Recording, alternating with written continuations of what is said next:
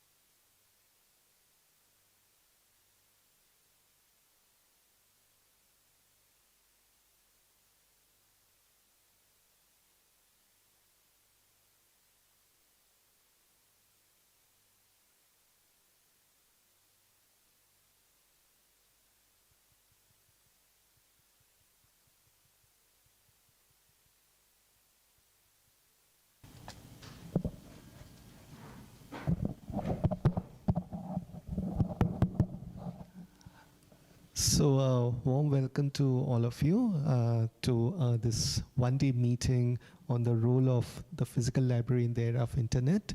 We're really grateful that you could come for it.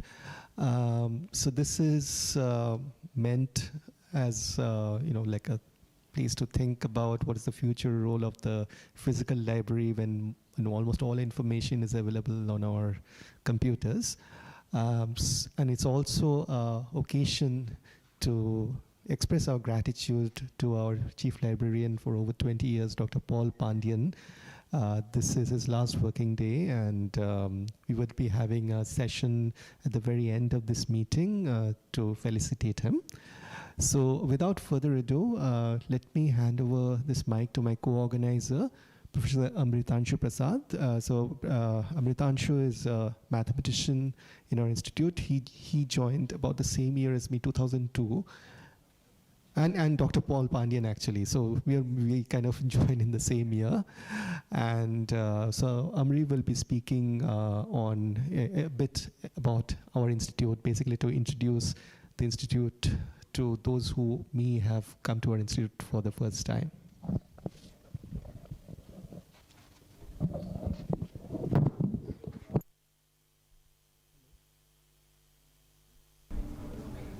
No? Okay, yeah. Okay, good morning, friends and colleagues. We are meeting here today to discuss the role of the physical library in the era of the internet. And we are also here to commemorate the exceptional service of our librarian, Dr. Paul Pandian, to this institute over the past 20 years. So I would firstly like to begin by welcoming all of you to this institute on behalf of my co-organizers, Mr. Maruthu Pandian and Professor Shitabro Sinha. Some of you, I know, have had a long association with this institute and its library. But for those of you who are visiting us for the first time, I'll just say a few words about this institute. After that, my colleague, Mr. Maruthu Pandian, will speak specifically about the library, and Professor Shitabro Sinha will talk about the ideas that lie behind the organization of this conference. So the Institute of Mathematical Sciences, Chennai, was founded in 1962 by the physicist, Professor Alladi Ramakrishnan. It was inspired by the Institute of Advanced Studies in Princeton as a place where scholars were given all the freedom to pursue knowledge for its own sake. The institute has a motto which it tries to live by: the pursuit of science is at its best when it is part of a way of life. In the last 60 years, there have been many changes in the world, also in India, and also in the way we practice scientific research. While constantly responding to these changes and staying relevant to the evolving world, this institute has tried to remain faithful to its founders' ideals. Today, the institute has about 50 faculty members. It has a very successful PhD program, which it runs as a constituent institute of Homi Bhabha National Institute, Mumbai. And we train the next generation of Indian scientists and educators. This institute also has a postdoctoral program and a visitor program, where visitors from all over India and indeed all over the world come and collaborate with us. The main research groups of this institute are in computational biology, theoretical computer science, mathematics, and the largest, theoretical physics. The members of this institute are committed to helping in all aspects of science education in the city, in the state of Tamil Nadu, and across all of India. We have many programs related to this, including numerous outreach programs which are run for students and teachers of schools, colleges, and universities. There are two that I would specifically like to mention. One is Science at the Sabha, science lectures for the general public, usually held at Music Academy. Another one is Kanitha Karnagam, an outreach program for school children held in Tamil, which is focusing on schools run by the State Education Department. The library of this institute is our pride and joy. As a young faculty member of IMSC, I spent several hours in the library every week, browsing the bookshelves, reading and learning. And the collection is really, lovely, comprehensive, and going back to many like classic books which are really collectibles. And now I rely heavily on the online periodicals and book collections of the library. This library is also in some sense the memory of this institute, with archival records of this institute dating back to 1962. This library is also a regional library of the National Board of Higher Mathematics, and by this mandate, it is open to students and faculty from all universities, schools, and colleges. I leave it to my colleague, Mr. Maruthu Pandian, to tell you more about this library. Thank you.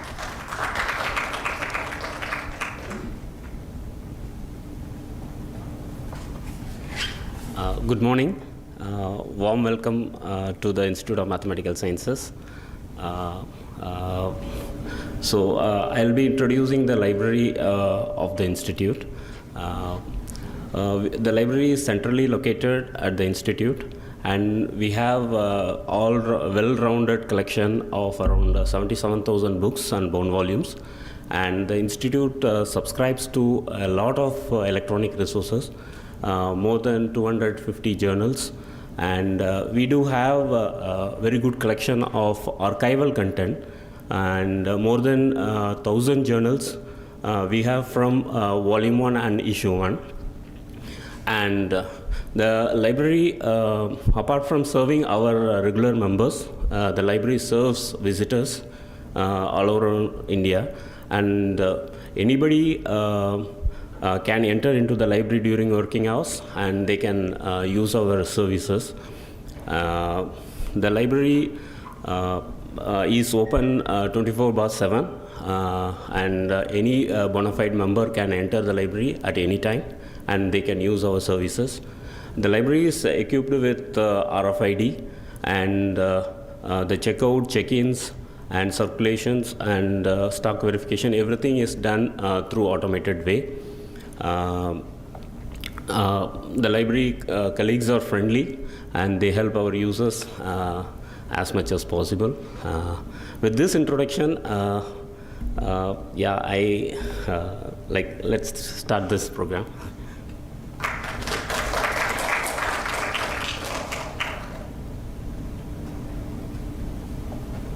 So before we start with the talks, I just wanted to say a few words about the reason why we thought about this meeting. I mean, of course, we wanted to honor Dr. Pandyan, but in parallel, several of us, who have been in the library committee for a longish time. So I forgot to mention that Amri has been the chair of the library committee for a very long time before, I kind of came over this year. So he has actually thought deeply about, what is the relevance of the library and so on. So occasionally I would, have all these discussions about, how to make the library relevant. I remember now at this point an anecdote by one of my colleagues. So he was asking one of his students to look at a paper which was published sometime in the 1970s. So later at the end of the day, he asked his student, so did you find it? And the student said, it's not available. And he said, what do you mean it's not available? So he said, I searched Google. And he said, there is this place called the library on campus. There is this set of shelves on the ground floor. There are things called bound volumes, and you go and look for the journal name and you find the appropriate volume, and then you actually do a photocopy. And the student was like, oh, if it's not on the net, it doesn't exist. And so we realized that there is a place for the physical library which is, in some sense, completely disappearing from the minds of the next generation. And how to actually keep it still relevant is something that we need to think about. And so we thought that this would provide a wonderful opportunity to basically think about how to make the brick and mortar library still relevant in this era when everything is available on the net, or it appears everything is available on the net, because if it's not there, it's almost as if it doesn't exist. And apart from this, I think we can also think a bit about how this Indian science community can come together to forge, something like an open science initiative where the knowledge that is generated by, from using Indian taxpayers' money can actually be accessible to the average citizen without having to go through high paywalls, and how the library can help in this enabling this access. So let me not hold this further, but just wanted to say a few words about Dr. Pandyan. I mean, of course, we'll have a full session dedicated to felicitating him, but those who haven't or those who haven't been introduced to him before, Dr. Pandyan did his PhD in Library and Information Science from Karnataka University in 2005. Earlier, he did his post-graduation from DRTC, ISI Bangalore Center, and then he started off with Informatics India, whose founder director is actually with us today. Very thankful to you, sir. And he spent a little time with Lupin Labs and Sun Pharma before moving to InflipNet, which is whose current director is also with us, thankfully. I mean, we are very grateful to her that she could make time to come. And then he joined the Indian Institute of Management Indore as its first head librarian, before finally joining IMSC in 2002. So without further ado, let me start the academic session. So the first academic session would be chaired by Sri Maruthu Pandyan, and the talks are kind of 40 minutes and with 5 minutes for questions. I think Sri Maruthu Pandyan would give some indication about when 40 minutes are about up. So Sri Maruthu Pandyan.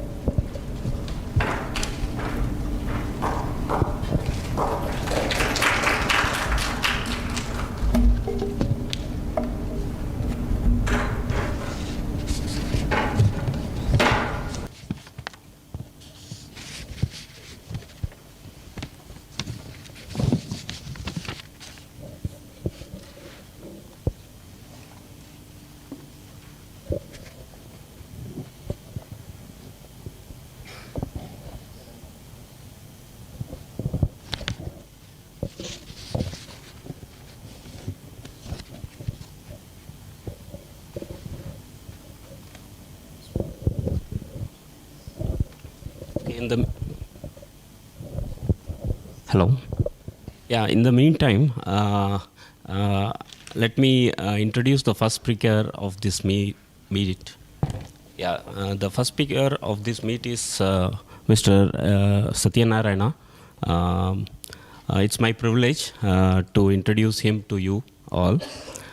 He is the founder director of Informatics India Limited, a leading information products and services company established in the year 1980. Currently, he is the chairman and managing director of Informatics. Satya started his career as a librarian and worked in different institutions and agencies such as Indian Institute of Science, Bangalore, HMT, SKF for 7 years before promoting his brainchild, Informatics. Informatics pioneered the introduction of international online databases access in the year 1984. First to introduce and market CD-ROM products in India in 1988. Satya is also associated with many professional and academic activities in the profession, and he is the recipient of Young Information Scientist Award in 1991 by the Society for Information Science India. With this brief introduction, I invite Mr. Satyanarayana to give a talk.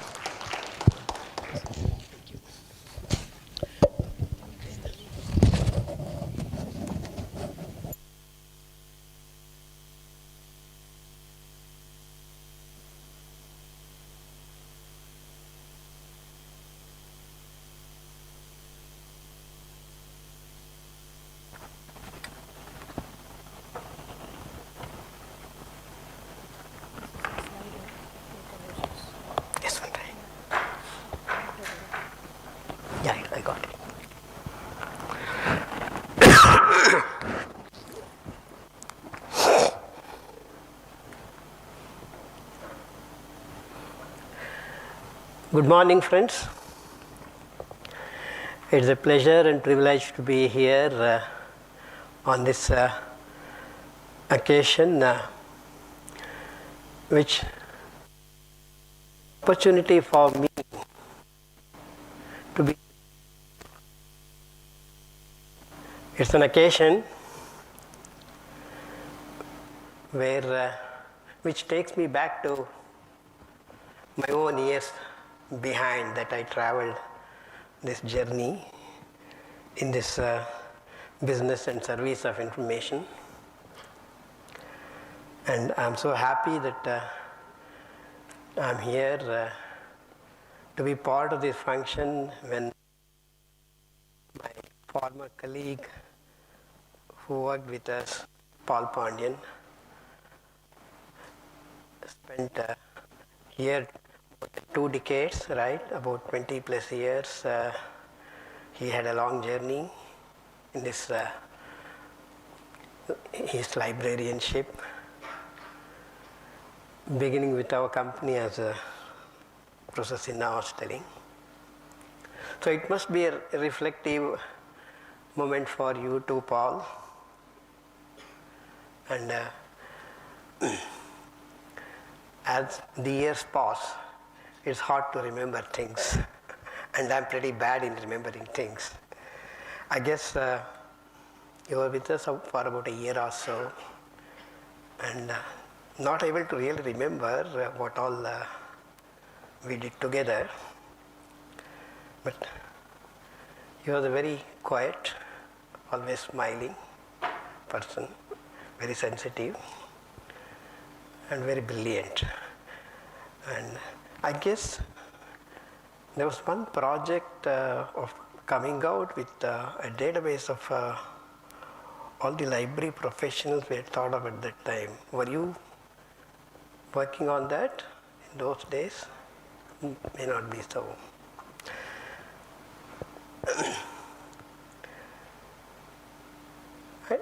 It also takes me back in some way to the memories of those days, which has a good connect with the topic of the seminar itself.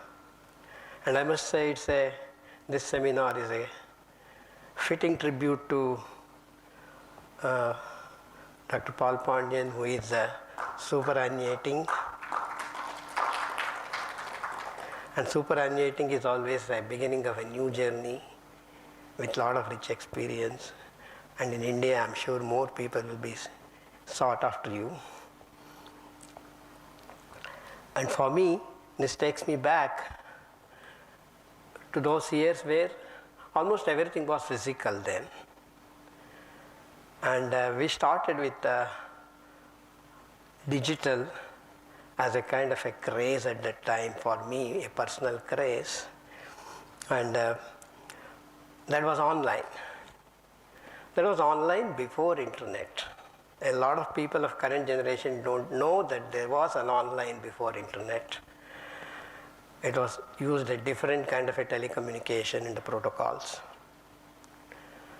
And since it was very nascent in those days, and I was unsure about the prospects of something called online when there was hardly any communication in those days. For reasons of prudency and business sense, we had both online and the physical. The physical part was we used to sell subscription to periodicals as a service, and we engaged in online in those days using something called the lowest speed communication possible you can think of, telex, which runs at around 5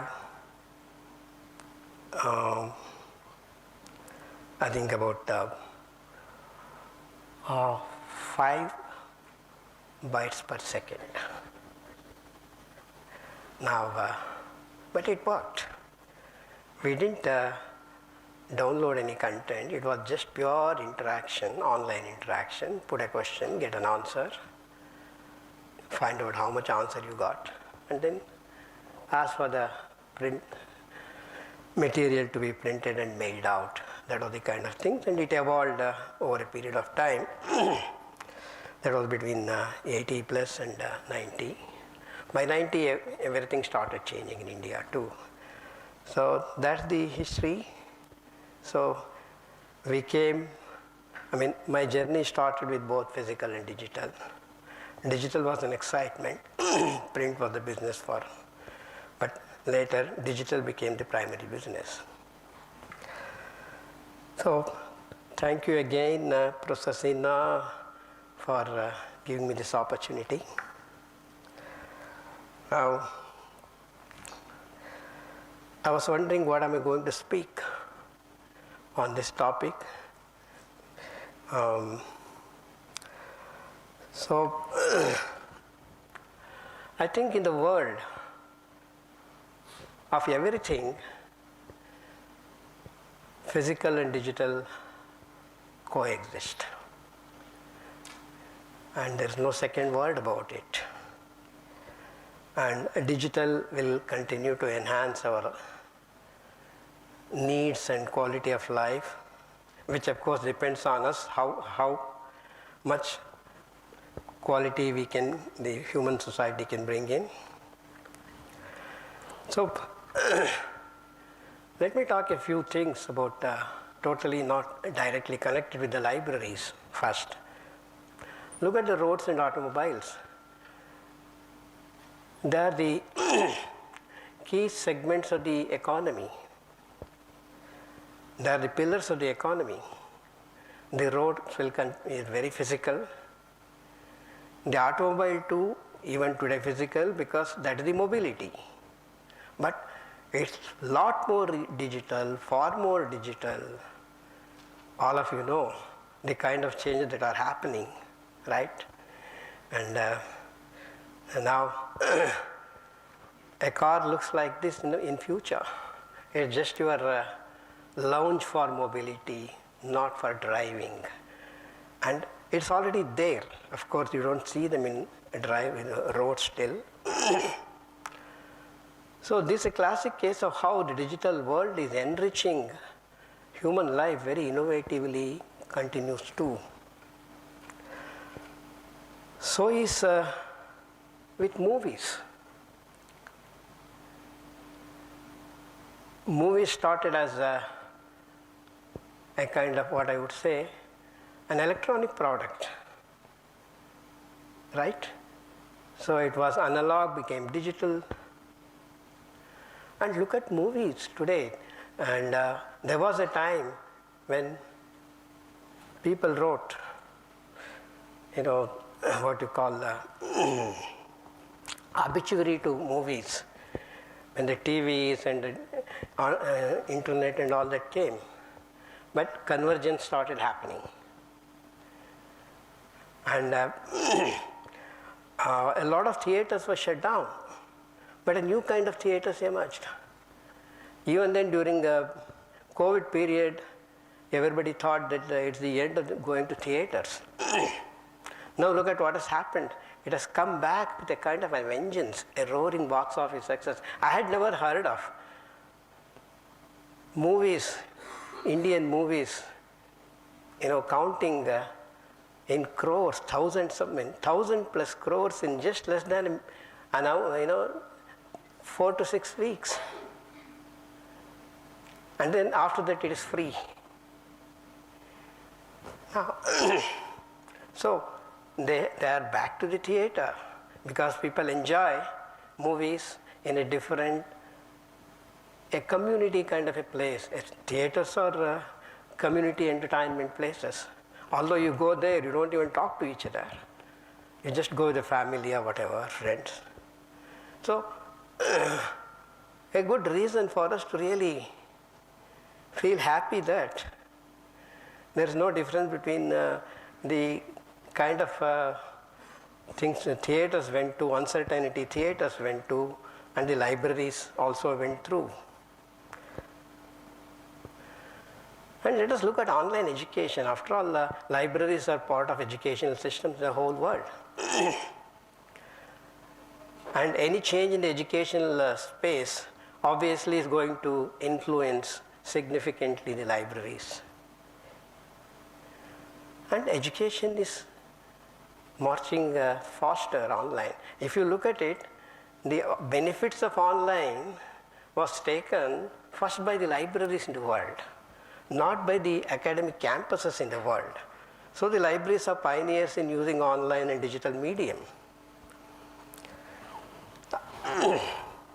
Now, how is online education shaping up? And is it a threat to the university campuses? In fact, someone did say that in some way, no less a person than Bill Gates said. At one time he even said that universities will no longer exist after 50 years. I remember having heard that statement, read that statement. And he even predicted that in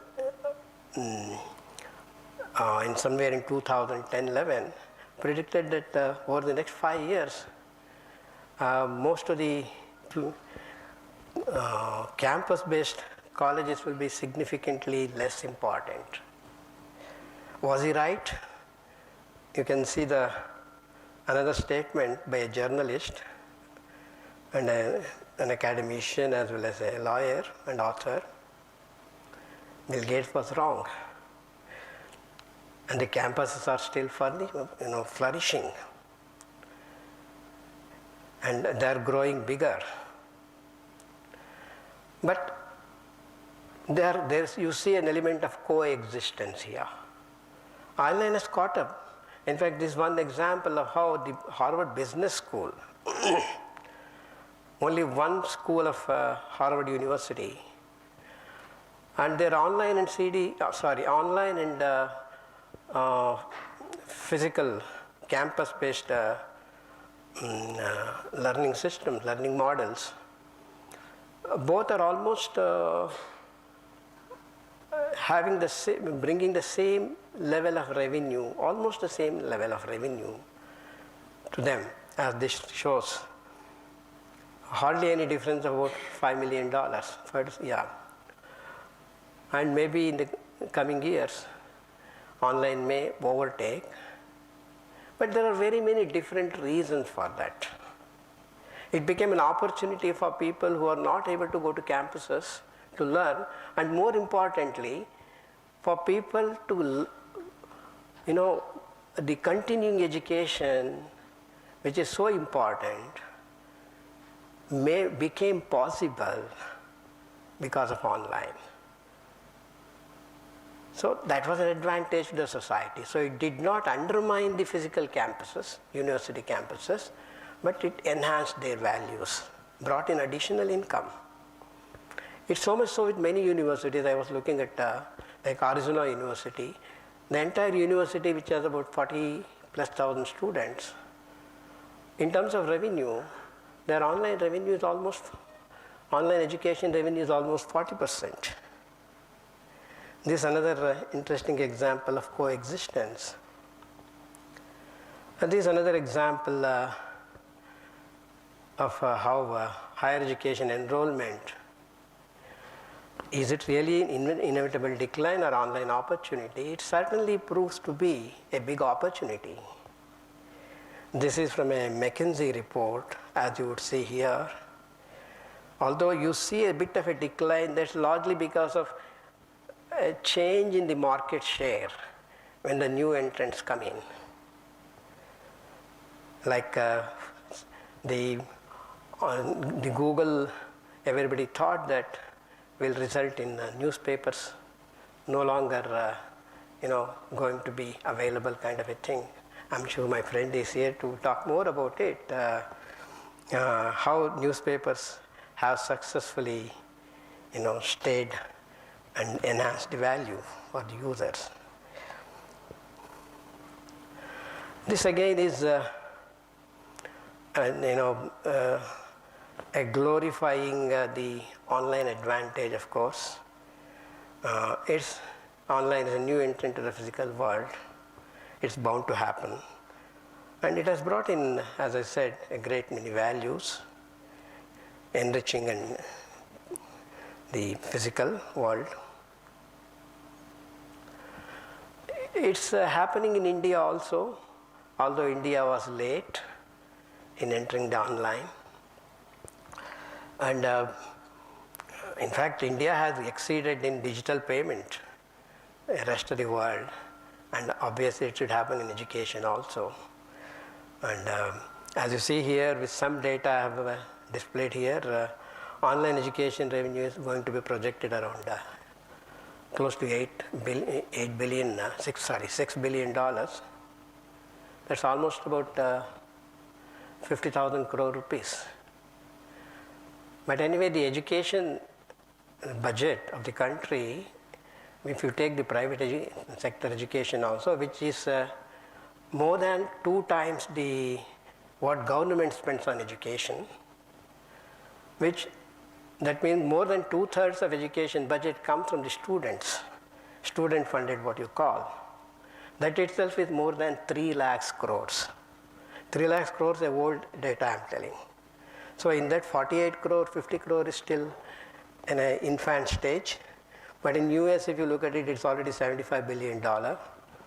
So which means in India, there is a big space for online education to catch up. It's going to happen. So in this space, where will the library stand? Like the university campuses, if you go by the corollary, will they also expand? Or will they face any kind of a challenge of extinct? Certainly not the latter. I'm sure they are going to find new opportunities to grow. It's already happening because libraries have been, for the last 2-3 decades, completely reimagining themselves with a lot of changes happening in the library world. And when we talk about libraries, as I said, in a way, libraries are on a kind of a continuous journey, a non-stop transformational change, I would call it. And libraries are interestingly very early pioneers. As I said, online was used by libraries. More than that, we all know that in ERPs, that is what you call e-governance, the academic world calls it e-governance. And in the business world, in the enterprise, we call it enterprise resource planning, ERP. It's basically a complete workflow automation of an entire process of an institution, complete automation, end-to-end business process automation or workflow automation. Libraries had an ERP kind of a system way back in 60s as library management systems, long before the campuses really put in place an ERP. So libraries are pioneers in adopting and absorbing technology. So libraries should not have any second thought about moving faster and retaining the advantage of space, the physical space. And if you look at it, a lot of technologies were in the early stage, adapted by the libraries. Only much later in the last 10 years, libraries have fallen behind, I would say, in looking at, in absorbing emerging technologies. There was massive digitization initiatives today. Imagine the PhD thesis of all universities, professors, becoming available all over the world. It was available already before in the last century itself. And thanks to InflibNet, the PhD thesis of all Indian universities are available by the initiatives of InflibNet. So it adopted online, it changed to CD-ROMs, it got ready with a faster internet penetration, and it was also very aggressive driver of OA initiatives, because open access initiative is, in a way, because of the technology changes in publishing, OA is a digital initiative. So a lot of these things you are aware, and the only thing is, like for example, research data management. A lot of libraries have been able to take the lead. Sometimes I feel that libraries are less recognized. If you look at the open access movement, open science was talked about long before open access in a limited way. But open access caught up very fast, which became a driver for open science. And librarians were the aggressive heroes of open access, and relentlessly, I would say. In fact, Richard Poindar, a journalist who has spearheaded the open access movement from the journalism side, he wrote a 2-series article. The second series he titled it as, he focused on the contribution of librarians, and he wrote the 10 years after to celebrate 10th year of open access movement. The second part he said, titled as, it was for librarians, pain without gain. It was very interesting. There was hardly any gain for librarians in the open access movement. Open access could even become a threat for librarians, but they took a very strong drive and initiative. So now these are all the examples in the journey library profession has shown, demonstrated that they have the knowledge and ability to absorb the technology faster and enliven the space and enhance the space of physical space in the library. And many innovative experiments with new technologies is happening. And there are many new things coming. In technology area, you see too many new initiatives coming every now and then. And then, of course, the world is made obsolete faster. Yesterday is made obsolete faster even before the morning of the today. That is how the technology, computational technology keeps more progressing. And some of the new emerging technologies for the librarians to watch is augmented reality, metaverse, digital twins, and generative AI and LLMs. I would not spend much time on these things since the time is not that much. I think generative AI and the LLM is something, I think it's caught up like anything. And the LLMs, these large language models become very important for libraries because the value of implementing AI in library-centric information areas will largely depend on building or customizing available LLMs for specific domains. In fact, value of AI will be much better. Their relevance and accuracy is going to be much, much better. Narrower the discipline is in implementing it. And it's a case of building and enhancing LLMs as people go. Like when you think of good old authority lists and thesauri and all that, which were built domain specific, which are now subsequently are part of knowledge graphs, which are also extensively used for automatic organization and search.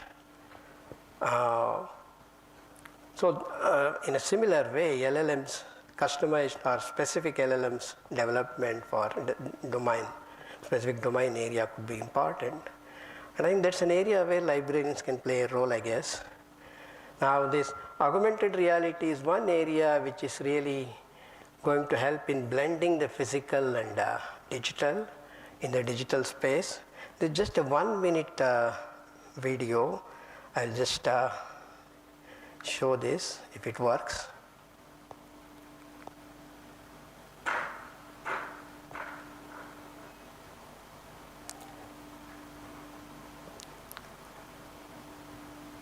Is the volume on?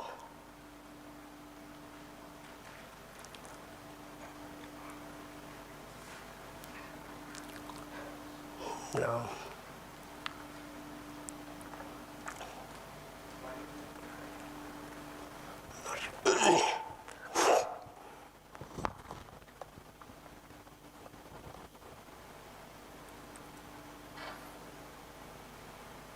Actually, I've tested it, sorry.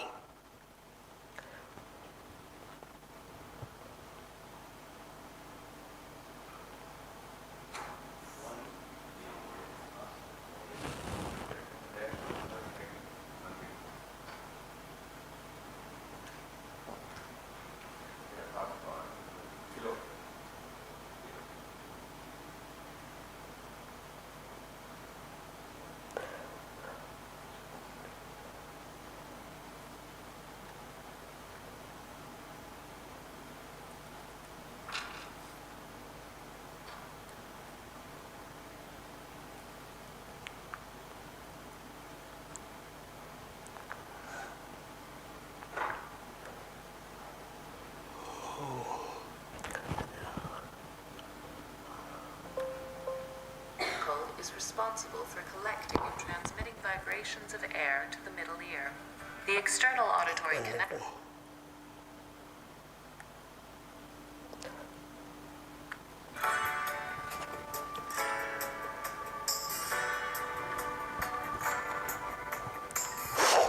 Hearing.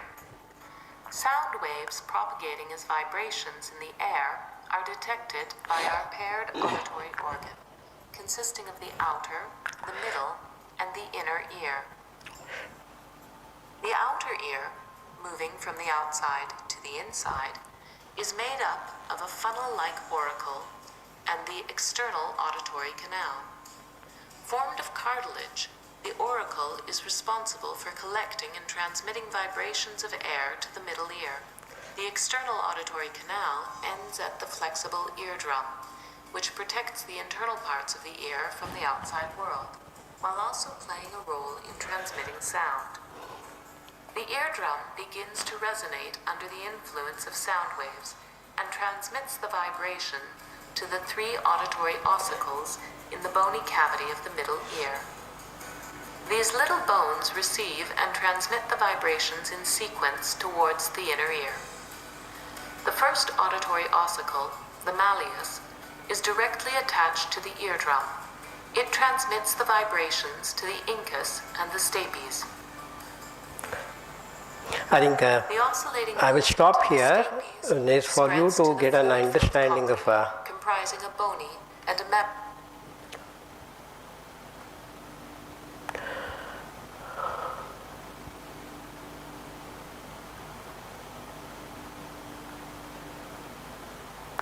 as you see here, there is a blend of physical and virtual, physical and digital, let's say. In a printed book, using augmented reality, digital is embedded, and you are able to have the richness of both the print and digital. And so in augmented reality, you have this advantage, and it's completely, but when you go to metaverse, it's very different story.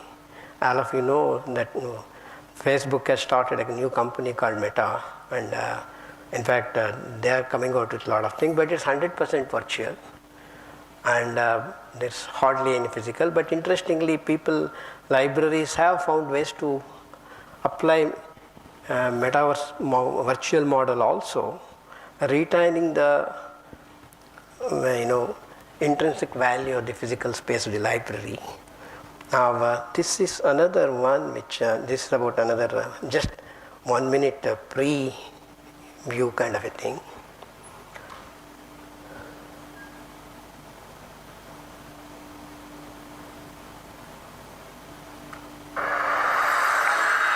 So, we're going to have an astrophysicist in the family. Actually, I have to write this paper. Will you help me? Let's take a closer look.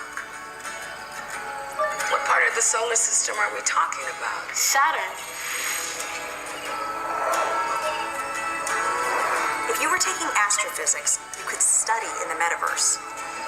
Did you know the rings are made up of billions of icy particles? Really? Look at this.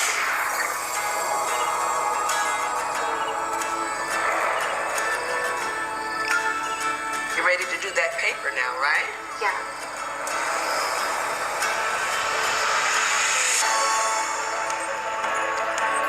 In the metaverse, you'll be able to teleport not just to any place, but any time as well. Ancient Rome. Imagine standing on the streets, hearing the sounds, visiting the markets, to get a sense of the rhythm of life over 2,000 years ago. Imagine learning how the Forum was built by actually seeing the Forum get built right in front of you.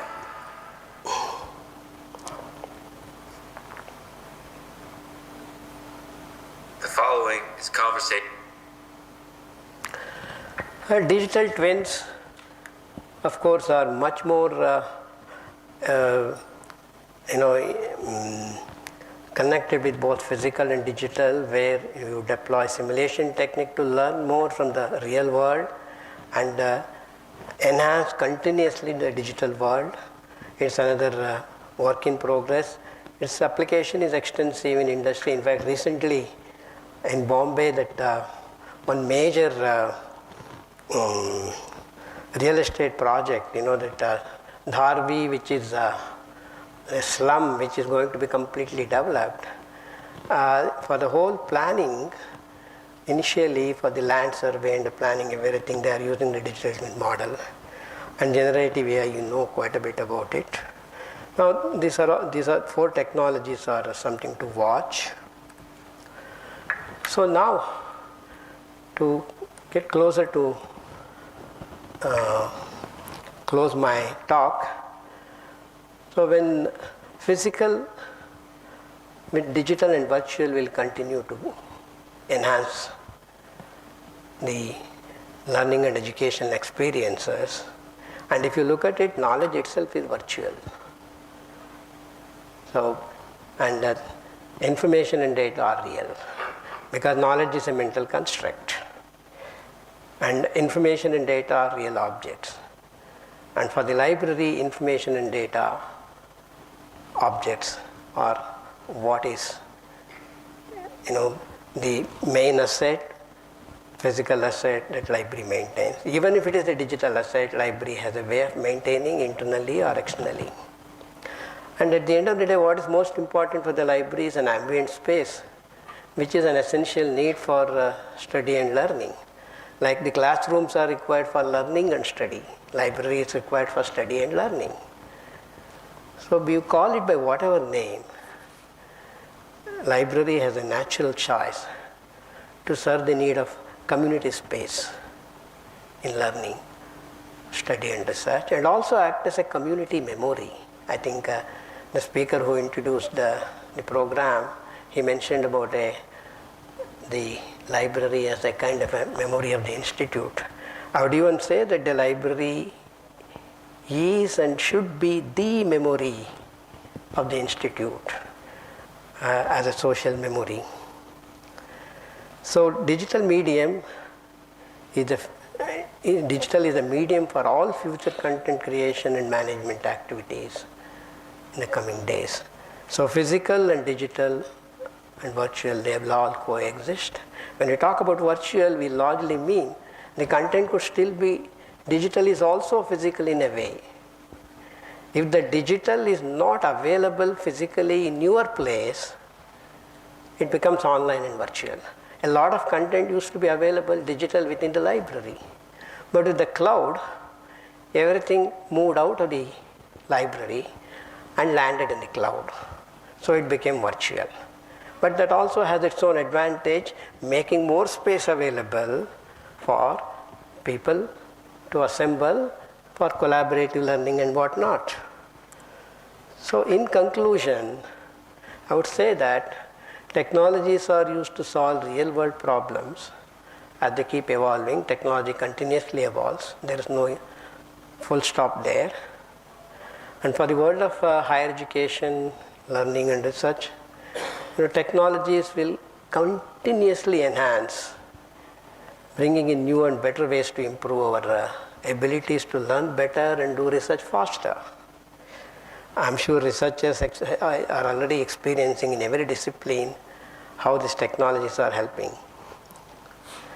And learning spaces will continue to be shared by both physical and digital, complementing each other. As I said, the physical and virtual will continue to coexist, enhancing each other. I would even say that digital is supplementing physical. I would say that they are partners. And what will happen is, this is something nobody can predict the future. As humans, we are habitual.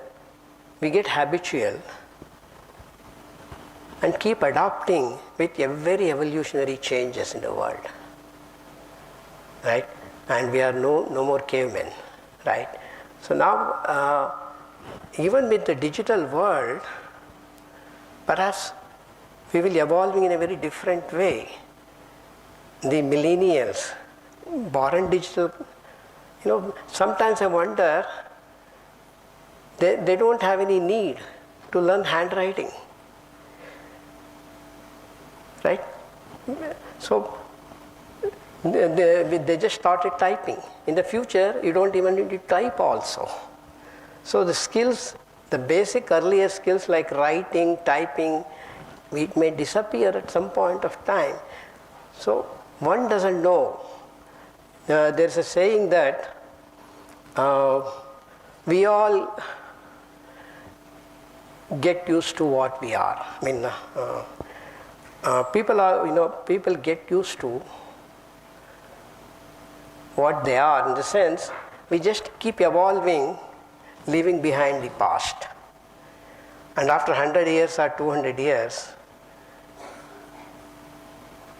everything behind us becomes a relic. So that's something unavoidable in the human evolution. Maybe at least for another 50 years, I wouldn't see in education and research, or 100 years, anything going wrong. I mean, physical will continue to exist.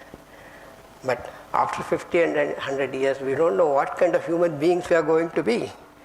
So with this, I thank you very much again for the opportunity.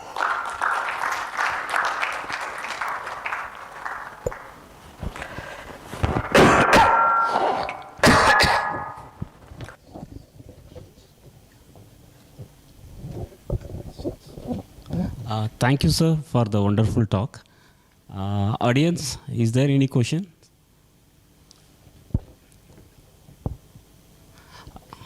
Yeah. Yeah, Mr. Satyanarayana, thanks for a very good presentation. Thank you. And it's always high tech whenever you talk. I just have one small question, like, with the impact of ChatGPT, what do you think where the libraries are heading now? Pardon? ChatGPT is now taking over. People think that can solve all your information, problem. So what's your view on that? I was expecting something from your talk. ChatGPT and what you call generative AI is still, I would say, for a couple of years at least, it will be work in progress. And both Google and Microsoft are still experimenting. But they are really fantastic. In writing, they are fantastic. Now there are two things, as you see, there is a search element, there is a paraphrasing element, and machines are writing. And machines are able to write in better language than most of us. That's really amazing. But the language models are still in evolving stages, and there will be a lot of embarrassment. A simple question you ask, I keep on seeing a lot of embarrassment. Like you just ask them to give a list of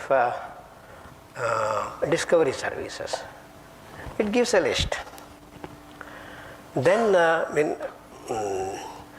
so you tell them again, I'm looking for a central index-based discovery service. Again, it gives a list. Then you tell them, look, there are 2 items.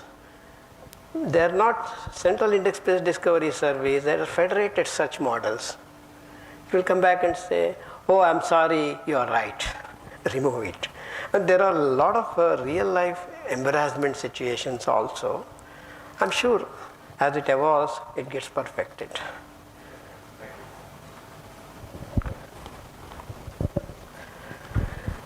Okay. Thank you, sir. Thank you again.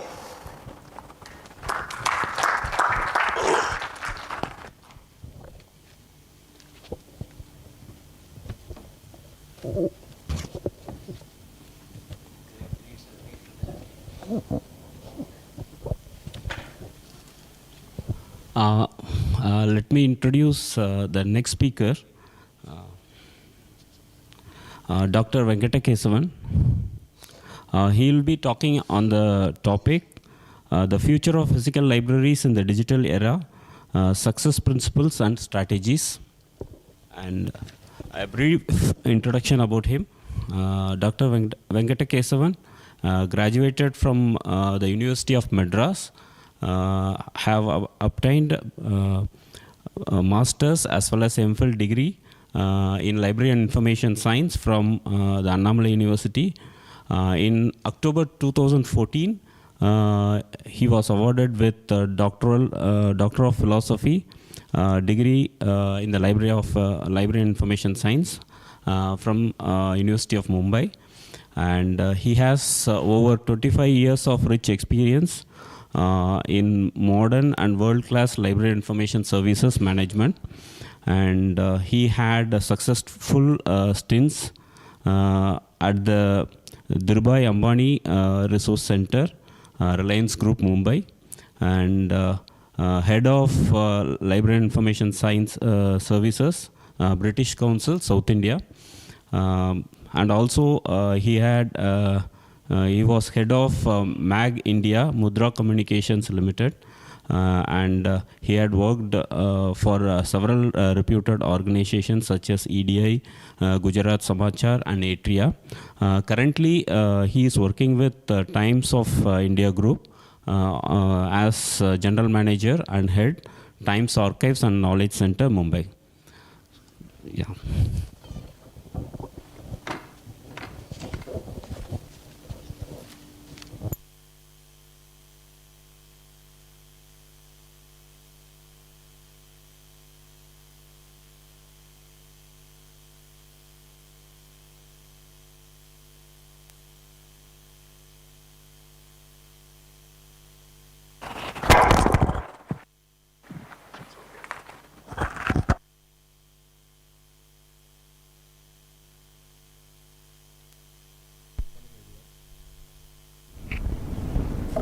First of all, I would like to thank IMSC for holding this event in honor of my longtime professional friend, Dr. Paul Pondian.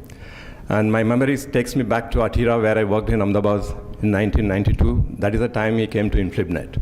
Since then, I know Dr. Paul Pondian on and off. And I just like, in the evening anyway, we're going to talk about him. But before that, I would like to say only one thing about him. I always seen him as a simple and humble library professional. He only bothered about work. No show up, but he knows how to showcase his work. That's what I like from him. And wherever he went, he made a mock about himself, as well as he added value to the organization where he worked, and also he has enriched our profession. Congratulations, Paul. Now, straight away coming to my topic today. In fact, I would like to appreciate Professor Sinha for choosing this theme, the role of physical library in the era of internet. Internet started maybe about 20 years back. We are living in the era of digital era currently, and it's being dominated by AI now. That's what I asked him a question. Many people today think that once ChatGPT comes, you don't need a library. Because particularly students community, they think that you just get on with this, put a query, whatever answer you want, you can get that, and you can write your assignment summary and get on with your things. That's how they feel, but it's not correct. It's going to take time. That's what he already assured. Also, I would like to thank Mr.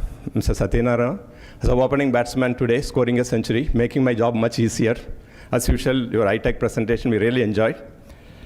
And coming to my topic, I just thought looking into the theme, the future of physical libraries in the digital era, and success principles and strategies. In fact, it should be survival principles. I'm going to share my own case study, how we are surviving in this digital era of almost for the last 20 years, ever since internet came in, e-paper and things like that. So this is all about. And here is my presentation outline. Briefly, I'll talk about physical library and information service in the digital era. The need for transformation of physical libraries, because without transformation, we cannot survive. We talked about evolution. We need to evolve, and we need to transform every now and then. Then, symbolically, I identified 7 successful success strategies. If you want to run a library today, tomorrow, in future, you need to focus on certain things. First one being your core philosophy of your library. Second one being your customers. Who are all your customers and what are their information needs? Then what sort of content, information sources that you want to facilitate access to? Then what kind of convergence of technology, users, and resources and facilities that you need to make use? Then what kind of cost? Because if you want to run a library, it's a support center in any organization. You need to maintain your cost. Then what kind of communication tools that you are supposed to make use to reach out to your users? Then finally, what kind of skills and competencies that you need to equip your library stock? Then I will also talk about some of the best practices that are working for us so that others can also make use of it. Maybe it's already working for you as well. And I will also touch upon what are the benefits when you transform your library services, what benefit it gives to your organization, your users, and your other communities. Then wherever you work in a library, we have a lot of issues and challenges. I will touch upon based on my own experience here. Then finally, I'll share a few concluding remarks. Coming to physical library and information services in the digital era. Because we all know that maybe for the last 30 years, 25 years, we are working in the field, libraries have taken a sea change. what we used to have as a physical library. You have a physical library, periodical section, reference section, a back volume section, and things like that. Slowly it moved to hybrid library, where you had digital resources on one side, you had physical resources on the other side, which is what we call hybrid library.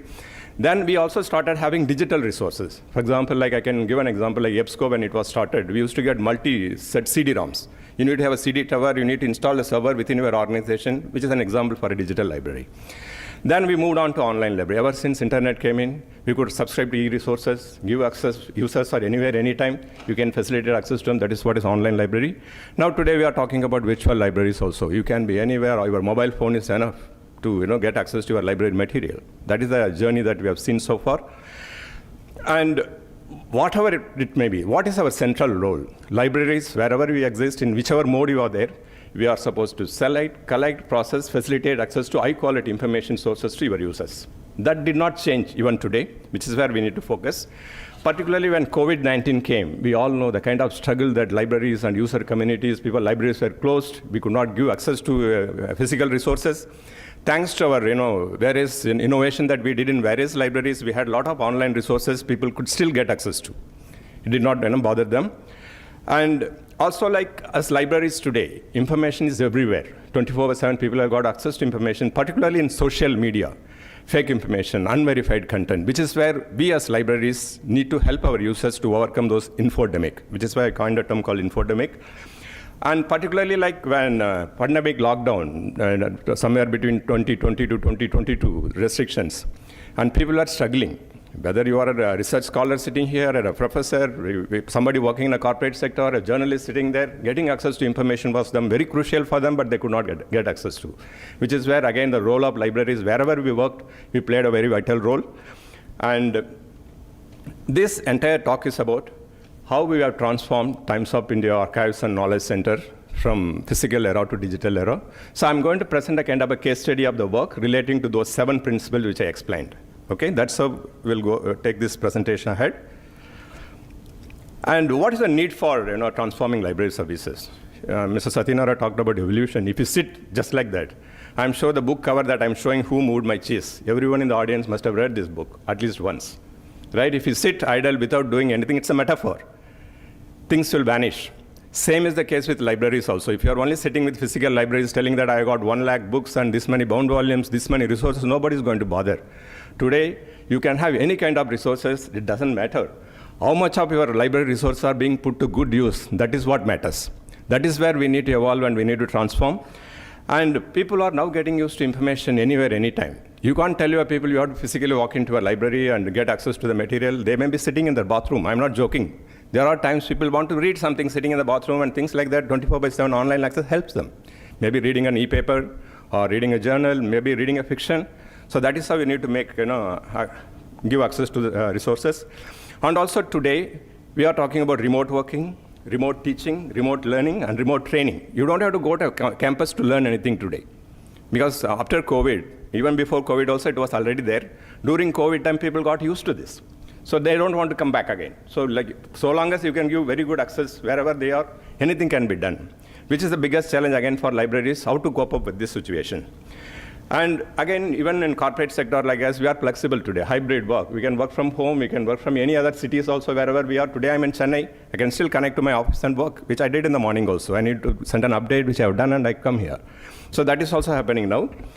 And also when you transform the library services, it should not be just a librarian thinks that I want to do this. It has to be linked with your parent organization overall business objectives. Tomorrow I'm creating a new database in Times of India Archives. It should match my organization business objectives. Some users are supposed to come and use the resources. Only then it can be successful. Just like that, it cannot be done. Now, coming back to this, in the initial slide, I said there are 7 areas which I want to touch upon. First one is being core philosophy of your library. Why this library exists, first of all. IMSC library or IIT library or IIM library or Times of India library. There is a philosophy behind this. Then who are all the customers you are supposed to take care and what is their information needs and information seeking behavior, how it is changing. We should have a tab on that. And what kind of smart access we can facilitate to various content that is available, be it a physical resource, electronic resource, digitized resource, born digital content that are available. Then we need to look into kind of bringing convergence of LIS facilities, your online databases, library automation, access tool, digitization tools. We need to think about that. I'll explain one by one when I go to the next slide. Then cost, I already talked about. We need to have a control on the cost. Whether you may work for a central government organization like this institute, or I'm working for a corporate house, tomorrow somebody's in an academic setup, we have to have a control on costs. Then we need to, having put so much money and resources and efforts, we need to have effective communication tool to reach out to our users. Otherwise, we will fail miserably. Then finally, we need to have very good, whether it's a small team or a big team, we need to have highly skilled, competent people in our library setup. Otherwise, it will be very difficult to survive in the coming days. Now, first one, C1, I said, be clear on your library's core philosophy. I'm giving example TAKC, Times Archives and Knowledge Center. What is our vision, our library's vision? To have a centralized mass media library and archival facility for the Times Group. That is our mission, because we have an all over India, abroad also, we have got our employees. This is the central facility for them. What is our mission? To act as a value-added knowledge center for company-wide information users from editorial departments, business division, and other support functions. So I already defined my user groups also here. Then what are all our objectives? The first objective being as a corporate library and archive for our media house. Second objective is to offer on-demand business information services, which means people will ask for information, you should be ready to support them. Third objective is to provide proactive information services. Sitting in a media house, I can't wait for my library users to come. I need to know in anticipation, I need to compile certain things and send it to them in advance. It could be about a current affair that's happening. It could be a marketing plan which they are working on, so I need to keep a track of that. Then making my company future ready. How that can happen? I need to keep on alerting them with new kind of information resources. Whatever is happening in the market, it should reach them wherever they are. That's why my company can become future ready.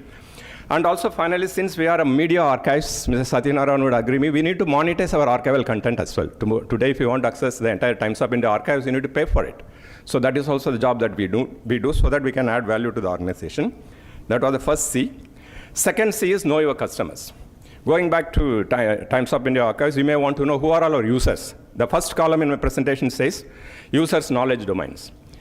Main group is like editorial, all journalists, those who are working for Times of India group, they are our first users. Second is brand management and media and publishing. Most of them are from IIMs and leading business schools. Our marketing team is one of the biggest team in the country in media houses. Then we have advertising and marketing sales team. Circulation and readership, people who circulate the newspapers in the market. It's a sales team, they also are part of our organization. And in multi-cities, we have got production and printing facilities. Paper has to be printed, be it Chennai, Bangalore, Delhi, Mumbai, Kolkata. So we have got a huge, big setup and big team of people working for production and printing.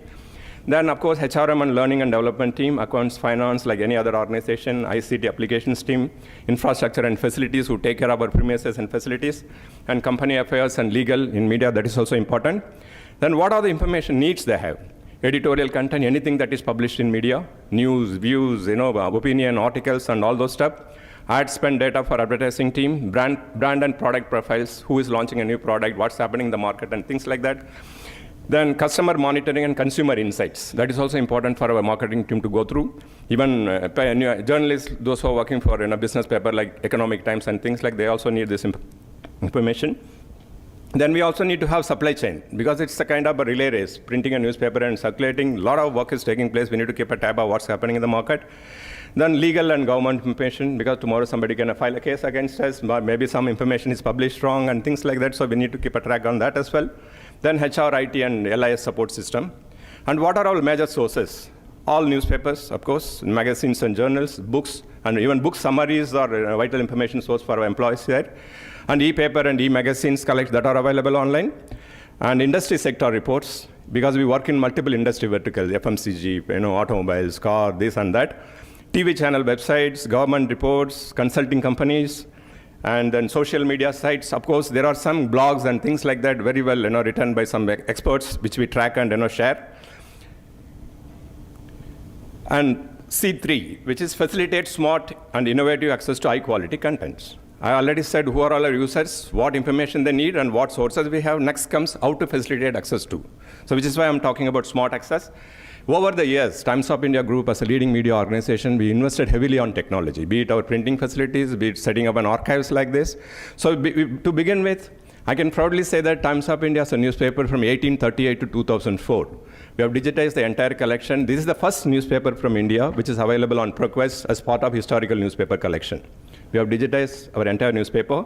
Then born digital newspapers from 2004 onwards. You can log into e-paper archive, whether it is TOI or ET or any other publication that is available. Then we also huge collection of photographs, because photographs are bread and butter for any media organization. Like we have got more than 1 million hard copy pictures. We select them and digitize and make it available through a system. I'll show the screenshot of that as well. Then we have started offering, when we have all these resources to our internal users, online information services, to begin with through our intranet. We send it through email, we send it through WhatsApp and things like that proactively. And since March 2020, that is the time when COVID came in, we had a big challenge because multi-city people, thousands of employees across India, thanks to the innovation that we already did, we could very well connect with our people anywhere, wherever they were, so they could bring out newspapers online to begin with, then physical copies came back again. This screenshot on the left-hand side, what you are seeing here is old photographs digitized. Okay, it says Comion is a product name, German product which we have taken. And you can digitize, upload your image with metadata tagging, so people can retrieve, whether it is a film personality, whether it is some individual or any occasion, event, anything, you can search it. On the right-hand side here, color images are born digital photographs. From 2004, our people will go with a digital camera, the content comes in color and born digital, which is also available through the same system. This is an example of digitizing Times of India digital archives on ProQuest. Here where you can see the cursor here. Then of course you all are familiar with our e-paper archives, which is available. Limited content free. If you want to go back, you need to subscribe it. By the way, I'm not selling my e-paper archive here. I'm just giving information about that. Now just quickly run through the way we process our information queries within the organization. There are 5 simple steps which I wanted to share here. First thing is identification of the information needs of our users in a scientific way. As library professionals, we all are familiar with that. Second is like identification of information and knowledge sources. The ones we know their need, we need to put the resources together. Then select, collect, process, and curate and synthesize the way it can be used by our user groups. Be a journalist, be a business guy. So we need to put the content in a structured way so that they can make use of it. Then step 4 is sharing the knowledge, maybe via email, or they can bring their pen drive and take it if they are sitting in the same building. We can send it on WhatsApp. Maybe I can upload it on my intranet and they can download, whichever way. Then once service is delivered, we also wait for that feedback. Because it's a corporate, we can't afford to take chances. It's a continuous cycle. If the feedback comes positive, it's fine. If they want more information, again, we can give in. The next slide, I elaborated this. I'm not going to explain everything. I'm sure seminar organizers will make this presentation available for people. So I thought, let it be more elaborative so that you can take a copy and read it. So the first step I said, what way we can identify the information needs. I'll just give an example. Sometimes it's one-to-one. Some people walk in to my center and they say that we are doing this project. Can you give this information? Second could be I can get an email saying that I'm looking for information on these companies and these brands and these profiles. Can you put all these resources? Sometimes you just get a WhatsApp message, Venkat, I'm going for an urgent meeting. Can you share some information on this topic? So more than one way we get access to. Then we put the resources, as I explained, together.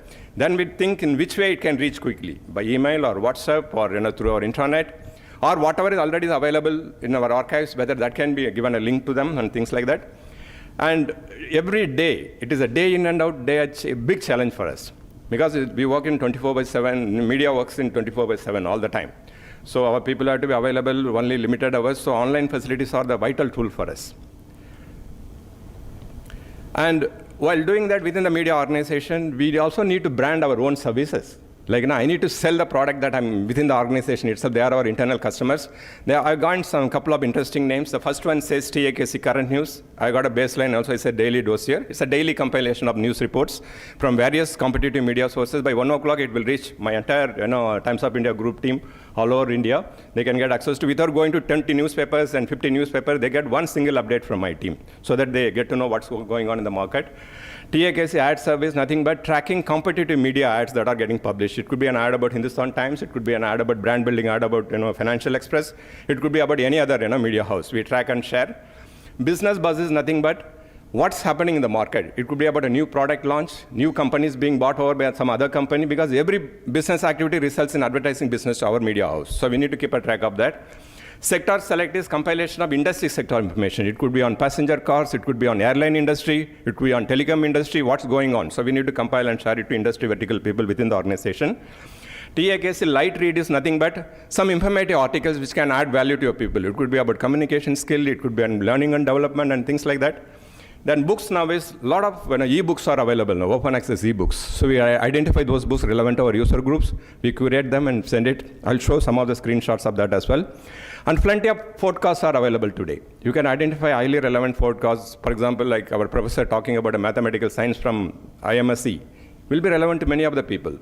So I'm just giving that as an example. We can identify good and relevant podcasts and make it available to your use in a structured way. Plenty of expert talks are available on YouTube. So you can select them and curate them and share it. Then Scholar Zone is nothing but like open access books. You have got open access scholarly articles are available. You don't have to subscribe anything. You can identify them, so, put it in a structured way, it will reach. Then white papers on any industry or any segment. It's written by experts and group of people and consultants. So this can also become a vital resource. And you can see there is a brand name, there is a tagline for each product. That's how it is coming. The next screen you can see, this is the logo for each of every new service that we offer. TAKC Ad Serve, it says, your advantage. TAKC Business Buzz, abundance of opportunities. TAKC Mind stands for Market Intelligence and News Digest. I'm saying instant knowledge. When people are ready to have instant food, why can't you offer them instant knowledge? That is the idea. When you read that, you don't have to go through 20 different articles at length. You get a digest. Scholar Zone, I'm saying best of knowledge. So this is how I branded the services internally. So my end users, when they receive, they know what exactly they are getting. Okay? I can call it as branded information services within a corporate organization. These are all some of the screenshots I will quickly run through. Current news goes this way. Like business and economy, politics and governance, society and culture, sports and entertainment. And you are seeing the headline, and I'm just giving an hyperlink. There is no copyright issue here. If they are interested, they can just click and get on with this. Which means end up by 1 o'clock, about 200 important news items goes across India, about 10,000 employees. They don't have to spend that much time. Within, maybe while during lunch break itself, they can run through like what they need to do for the next day. Next is articles. Articles from various leading magazines, be it India Today, Outlook, or any other magazines, we identify them. Like, what is the article title, intro given by the author, then hyperlink to that. If they are interested, they can always click and go. So which means they need not go through 20 different magazines physically. It's available for them, already curated properly. And these are all like competitive media ads, which I already talked about. You can see the ad image, as well as it says Business Standard, Deccan Herald, India Today. These are all competitive brands. Ads about them, that is useful for my marketing and brand team. Business Buzz, I already talked about. Our marketing team, advertising team works in my industry verticals, starting from apparel to tourism. These are the number of stories that are available during that period. There's a small digest about what is that story is all about. Just click and go to the full text. Directly they can, without spending much time, they can go. And TAKC Mind is similar to that. Identify the relevant news item, create a digest about that particular story. It could be about a brand launch, or some company wants to buy something, or they want to get into a new business tie-up. Then give a link to an hyperlink, then it goes. Ideas blog. There, as I talked about, for example, a professor from this institute or an IIM or IIT writing a blog, he is putting his scholarly knowledge into that. It's a vital resource. He may not be publishing an article, that blogs can be identified. You can curate. I'm just giving what is the blog title, who has written it, what is the source, and you are just giving an hyperlink.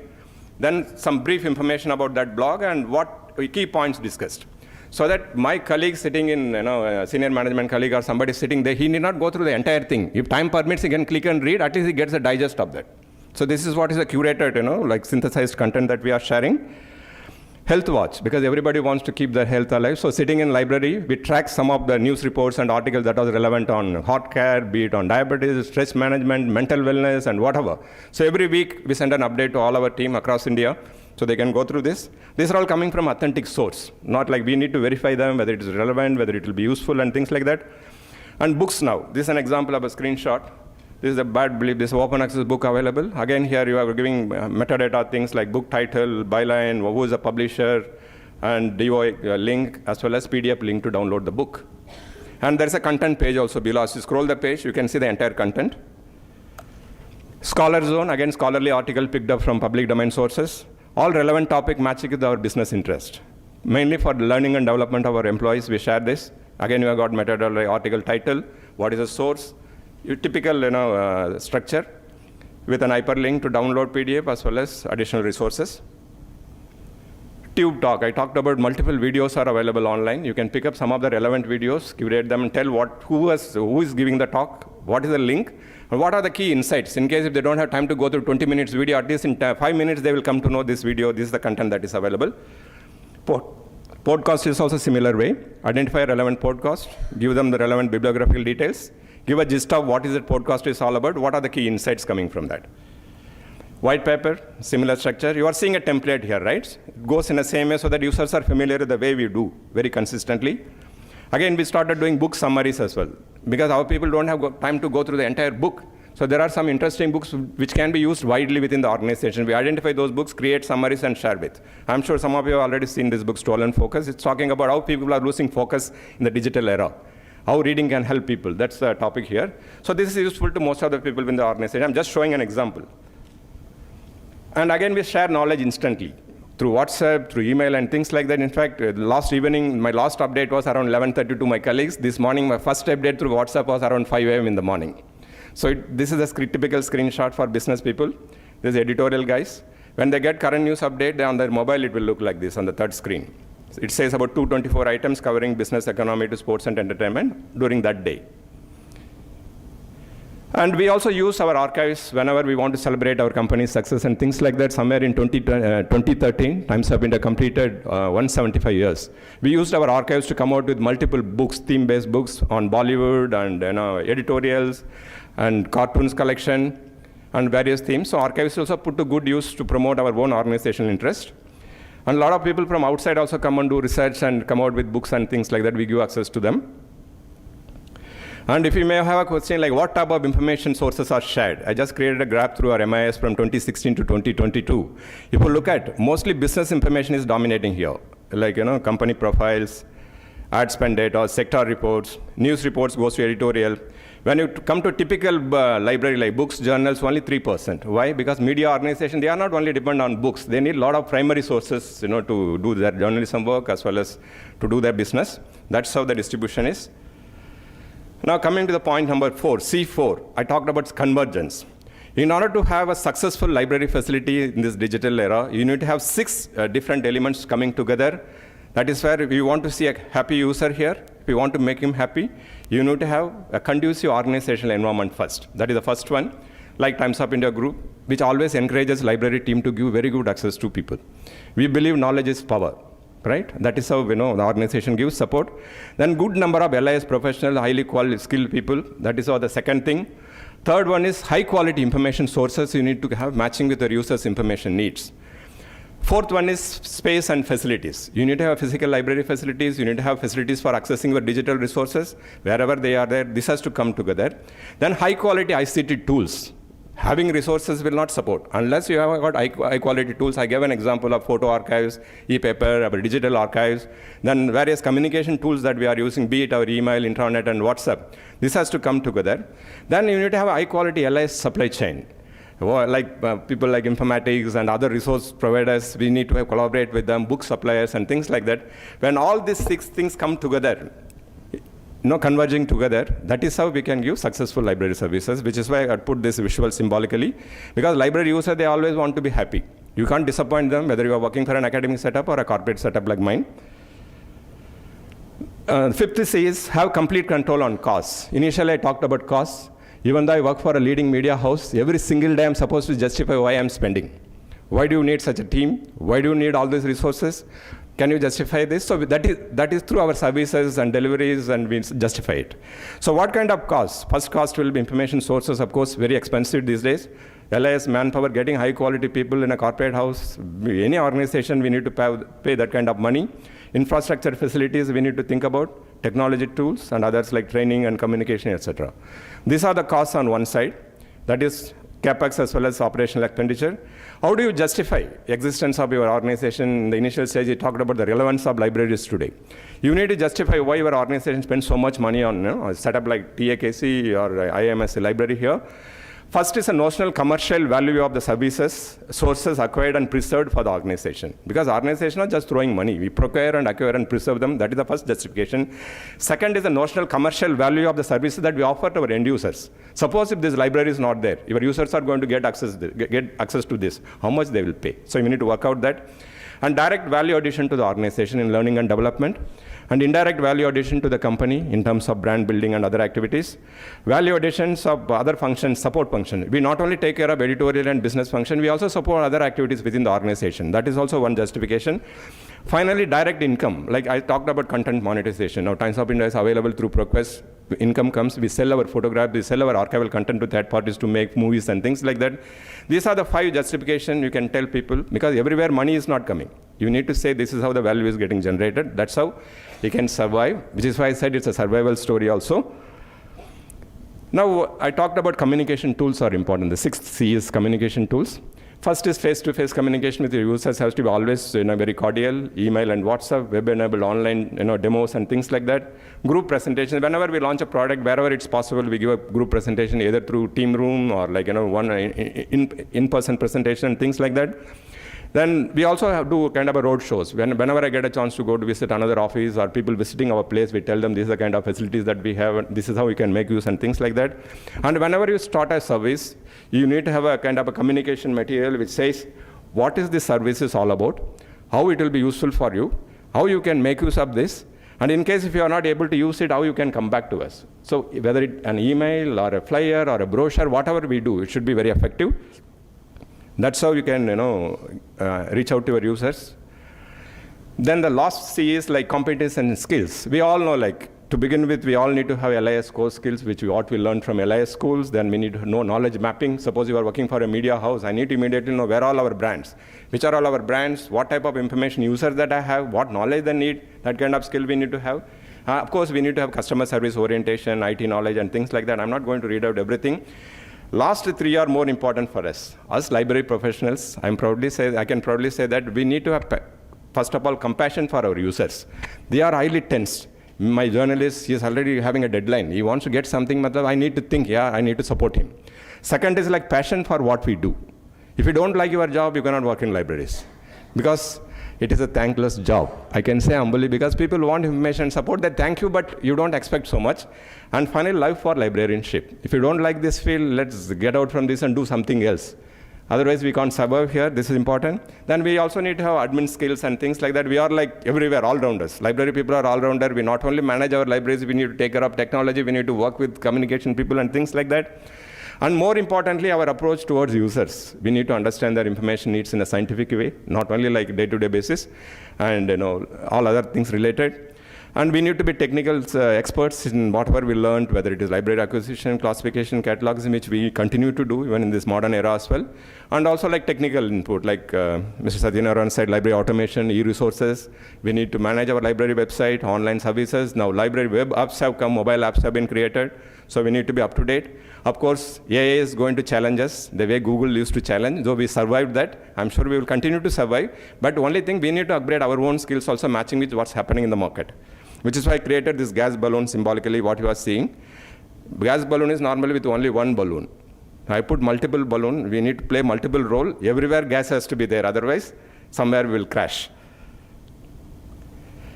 Now, some of the best practices. How many minutes I have? 5 minutes, okay. Some of the best practices, just to summarize here, I'm sure it works everywhere. We need to select, collect, and preserve information resources and facilitate access in 24/7. Today, people are not talking about, my office timings are only 9 to 5 and things like that. You should be ready to support them. That is the first thing which we do. Otherwise, we can't survive. And develop whatever it should be world-class. You should benchmark with some of the best things that are available. I've given you a couple of examples, the way we share our content with our people. I'm sure you are also doing the same thing at your end. And we need to update ourselves, self-knowledge, as well as we need to educate our library users also. Sir was giving an example, he was directing somebody to go to the library, go to the bound volume section and things like that. Somehow we need to tell our library users that resources are available in physical libraries also. This is how we need to access. Even electronic resources, it may be there hundreds of them. Unless you tell them, unless you train them, they are not going to come and use. And we need to collaborate with LIS faculties, I mean to say libraries and department everywhere, wherever it is possible, because there what they teach, industry knowledge is missing, practical knowledge is missing, though a lot of seminars and workshops are there. In fact, today's event is also like that. We are having a seminar here to share our knowledge. We need to do that. And what are the benefits? Some of the important benefits are facilitating new ideas. being in a corporate house, meeting in a media house, if my department is not helping my colleagues to think about new, innovative way and whatever they do, then I don't have a business to run my department. That is the first benefit. Second is facilitating new ideas, knowledge addition within the organization. Somebody talked about organizational memory. Whatever we do, whatever we accumulate, whatever we archive, it adds to our organizational memory within the Times of India group, and it helps in new business development. Corporate houses are supposed to create, not only sustain the existing business, they are supposed to do new business also. We are helping in that.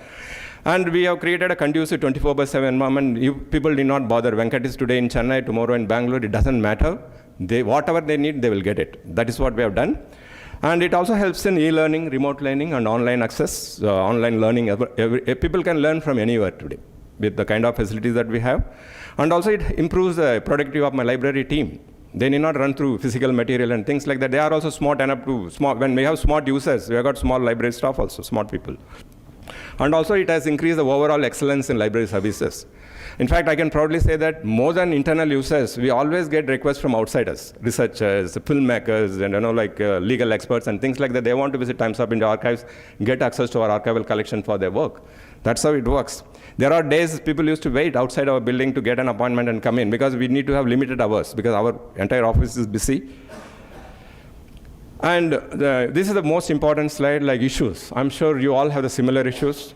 Even though I'm coming from a corporate leading media house, we still have problem because whenever organization corporate policy changes, the first cut comes to is the library and facilities like this. Second is our users are also living in island of information. Some people are only focused on the area what they work. I may send them 10 updates. Venkat, it's okay, it's fine, but give me what I want only. You're getting the point. So they are concerned with that. And users changing information needs. Today somebody is working on one project, then he will move on to another project. They won't even communicate, saying that in a hurry, like we need to keep a track of that. And in most organizations, HR also plays, particularly in corporate. They also support learning and development activities. They also support libraries, which is also missing here and there.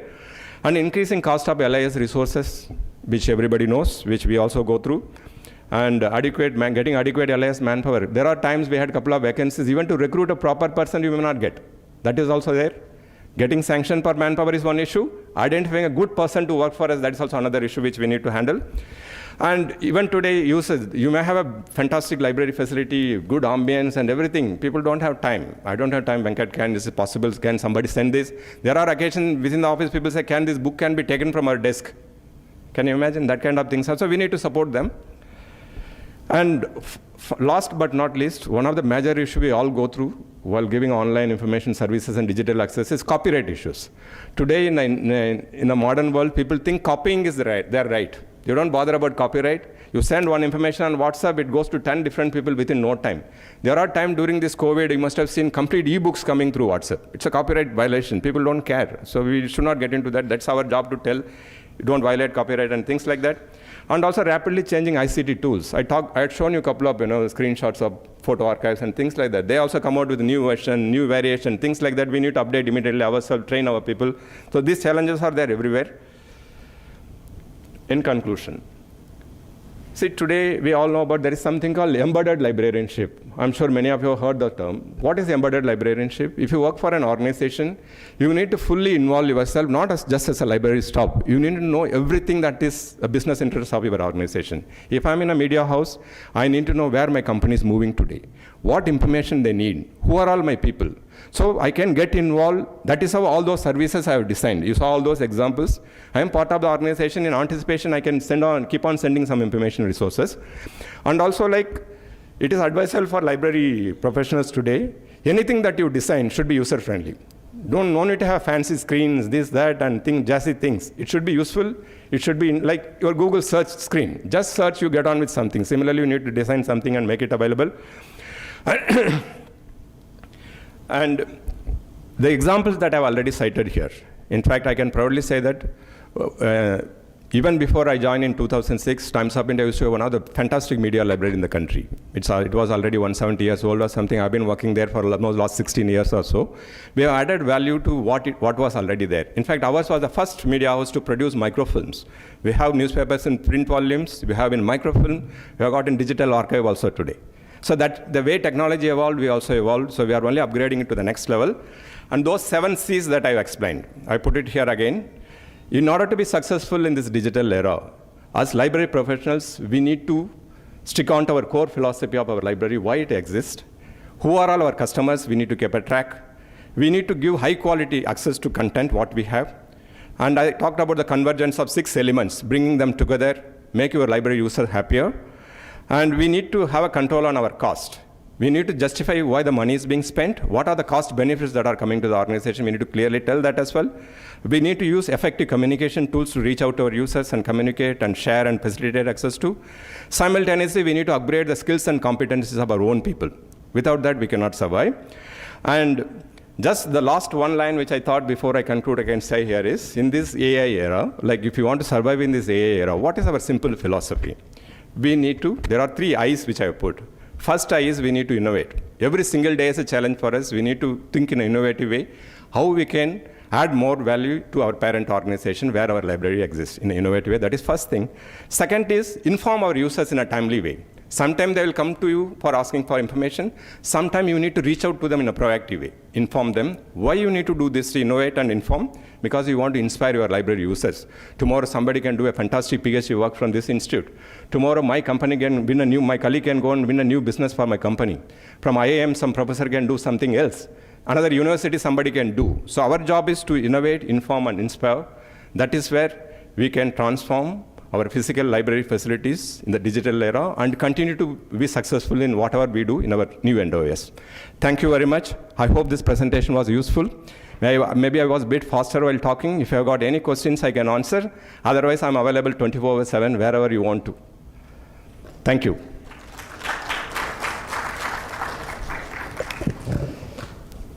Thank you, sir, for the excellent presentation. Is there any questions?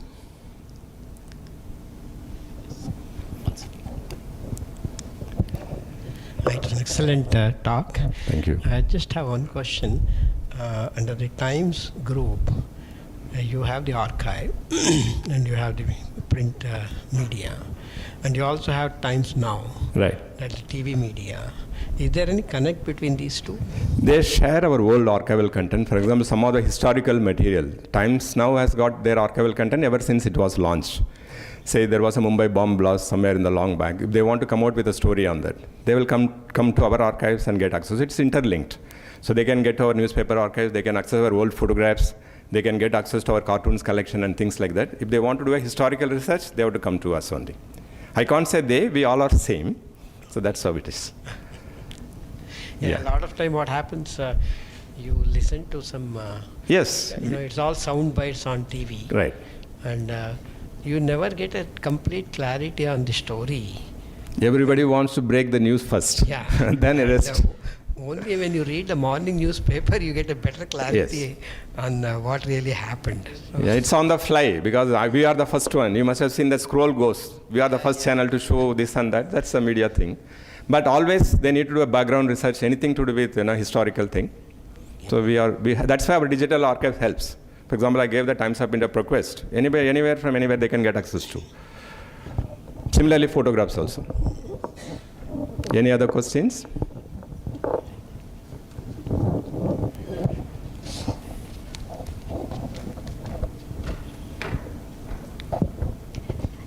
Thank you. So I was just curious about what the Times Group's plan is for their physical archive. So because there's more than a century of actual physical material, right? So what's the Times Group's plan for the physical archive? Yeah, very good question. We already started. It's not planned. We have implemented the plan already. We have digitized the Times of India as a main publication. The first issue came in November 3rd, 1838. We are now currently 185 years old. From 1838 to 2004, we have already digitized our entire archival collection of newspapers to begin with. Related photographs have been digitized. And media archives also had huge collection of press clippings tracked from competitive media. Maybe clippings from Hindu, Hindustan Times on any topic. It's like a supermarket for information. We have digitized them as well. Only thing that we need to digitize is publication like Economic Times, business newspaper. It's in microfilm, in bound volume. We will be digitizing them. From 2004 onwards, everything is available in bound digital format. So digitization work is an ongoing thing. Currently, we are digitizing a regional newspaper called Maharashtra Times, which is also there for the last 50 years also. That work is going on. Because you can't do simultaneously, it's a huge investment is there. It's not so easy. So we will be digitizing the entire collection while we continue to maintain the physical collection microfilm for posterity. We are nothing like maintaining the originals. We have got an archives. in a 24/7 air-conditioned place in a remote location, not in the main office where I work from. So that is a must for us, because that's our intellectual property. Yeah, because you said that space is a problem. Yeah, space. Right? In fact, I forgot to tell about while explaining the problems. I had about 10,000 square feet in a main building in Times of India building in CST office. About 3 years back, I had to surrender the entire space because the business was getting developed. New activities are coming up in the same place. It's a prime location. Every square centimeter matters in Mumbai. So then we found a place in our printing press in one of the remote locations. We created a standard place and shifted everything. This is one of the ongoing challenge. The first thing comes is always for a library and archives, you've got a big place, surrender. I'm sure that must be common with most places except academic campuses. In corporate, it's very difficult to hold a place. Yeah, good question.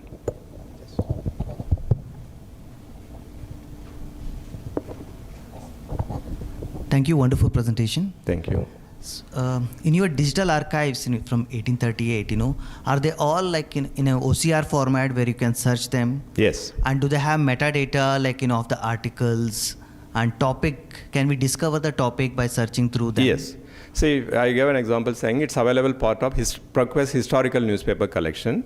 When you digitize a newspaper, there are a set of metadata elements, right from your title to headline to byline to intro to if there is a picture and caption and things like that. So this is digitized based on that standard. For example, you can do a search by giving Mahatma Gandhi and Dandi March. Okay? So it will throw all news items that are available in Times of India as a digital archive. Since it is digitized from microfilm as a source, OCR quality will be about 80%. Unlike a born digital content, you have got 100% quality of text digitization. In this, about 80%. But which is good enough. Which is why I said I gave an example. Researchers always used to come to us for doing research work, PhD and thing. Any topic you name, you'll find some content in Times of India archives. Are some parts open access? No, that is what we cannot give. Unless what you are seeing in timesofindia.com as a public domain website, maybe from 2000 onwards, limited content is available, then it will, if you want a premium content, you have to subscribe for it. Initially, I said I'm not selling my e-paper archives, okay? But of course, for students, there is a concession. If you want to get as a or a PhD scholar, you come with a letter from your institution, you can always get access to. If there are no questions, thank you. Once again, I want to congratulate my friend Paul Pondian for his exemplary career, and thanks for inviting me here, Paul. Thank you.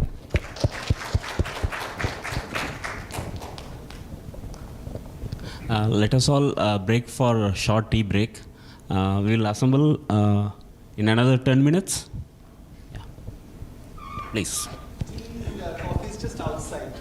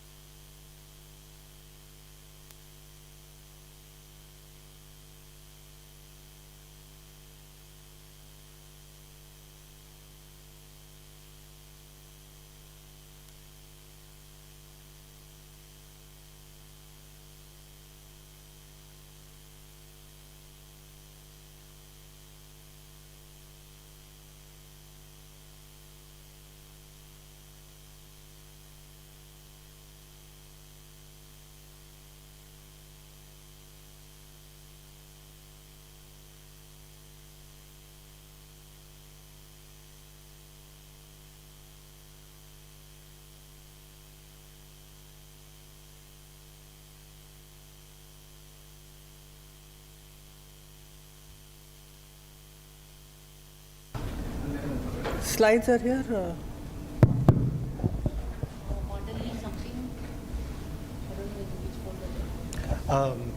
We'll just wait for this guy to come. Yeah. The media guy. Yeah, just, they've loaded the slides, but.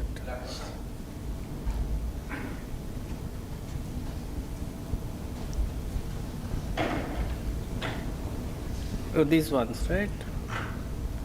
PowerPoint?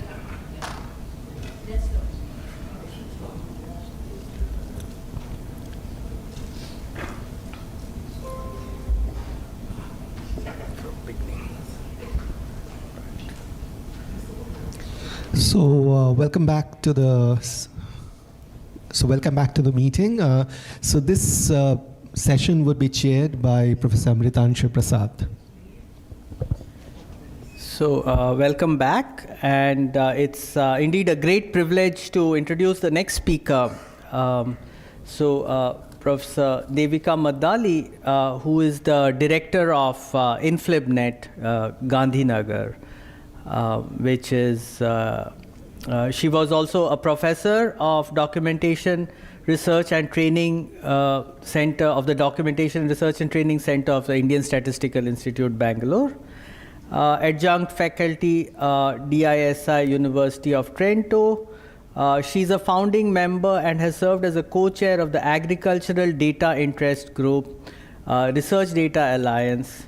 Her interest lies in open data repositories and data management, knowledge organization, and application of facetization in information systems, information infrastructure, agri-semantics, digital libraries, semantic web technologies, faceted ontologies, etc. So she's going to talk about libraries as collaborative spaces in academic and research ecosystem. Professor Devika, please.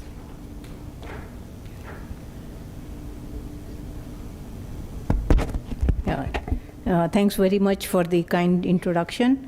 And I'm certainly very happy to be here. And maybe my first appearance after taking the newest office that I have acquired now. And but I had promised Paul before this that I'll come to this event. So it's a word of honor that I had to keep.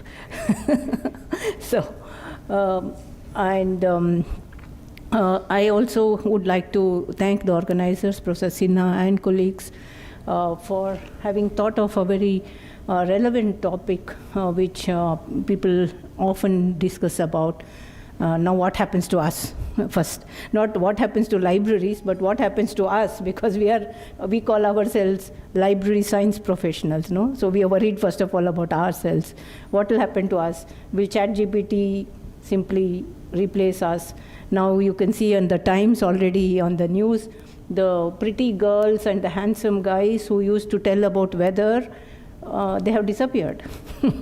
Okay, they are now replaced by bots, and that's very sad because some guys were handsome who used to tell about. The interesting part of the weather cast were the guys. So, but they are gone now.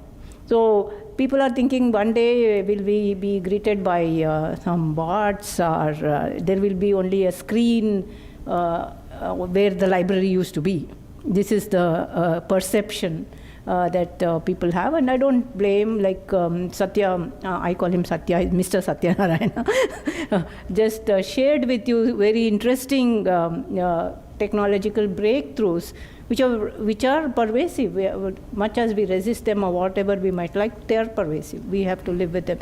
Like there existed a time when I said, when I was very irritated with mobile phones, everybody used to be on mobile phone. And even if I wanted to ask direction on the street, nobody was free because they were on the mobile phone. So I used to say, I think I don't want to own a mobile anymore. But then we have to live with this. So that's how, like with times we evolve, but the question remains how we make this whole thing of libraries and librarianship relevant, and how we would transform ourselves while still holding the fundamental duty that we try to fulfill is building this country or communities as knowledge-centric communities. So people like to say very nicely, because it's a nice word to use, saying that we are a knowledge economy, we are a knowledge society, but deep, deep inside that is one institution which will be key to the entire thing, that is libraries. So as long as we, the fraternity of librarianship, recognize that we have that key role, no matter in what form it manifests, digital or physical, or what form it manifests, we have to recognize that we have to continue to play that role, that very crucial role of being the crux of a knowledge society. So I come from formal training in library information science. My journey started 32 years back with me accidentally walking into a class of library science. And that's not just my story. I can say, I don't know how many of you are trained librarians here, and if your parents asked you when you were growing up, when you were 3 or 4, what do you want to be after you grew up, you never said a librarian. I'll bet my bottom dollar. I'll bet my bottom rupee that you all never aspired to be a librarian. But you somehow stumbled into a very, very important and very responsible profession, like I did stumble into, and I'm so happy I did. Because when I was very, very young, one of my uncles bought me a white coat and a stethoscope, the toy one, and they used to call me Dr. Devika from young age, okay? So I always fancied myself as a doctor, and then I became a doctor of a different kind. A doctorate, but never that. So this profession is like that. We chance upon it, but we live and we grow into this profession. And that's the beauty, at least for me, has been with this profession, that there's such tremendous growth, there's such tremendous diversity, and there's such tremendous scope for our thoughts to grow in this field. I'm sure in your respective fields it is there too, but for me it has been a highly fruitful and a very satisfying journey. And what is more satisfying is I stand about 55 years right now, but I find I need another 55 years to really learn even a little more in this science. So this is exactly why I love what I do. As the speaker before me, Mr. Kesavan, pointed out, if you don't love this profession, you get out of it.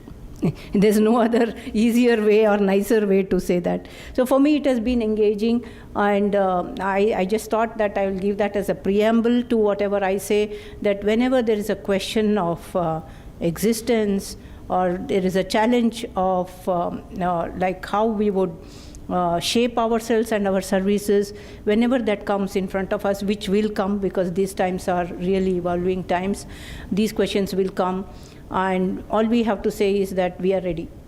We were ready always, as also Mr. Satyanarayana pointed out, that many of the services that he pointed out, the libraries were doing already. We were online before the world was web-based.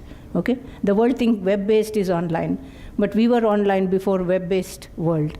So that's how libraries have pioneered the innovations in the knowledge space.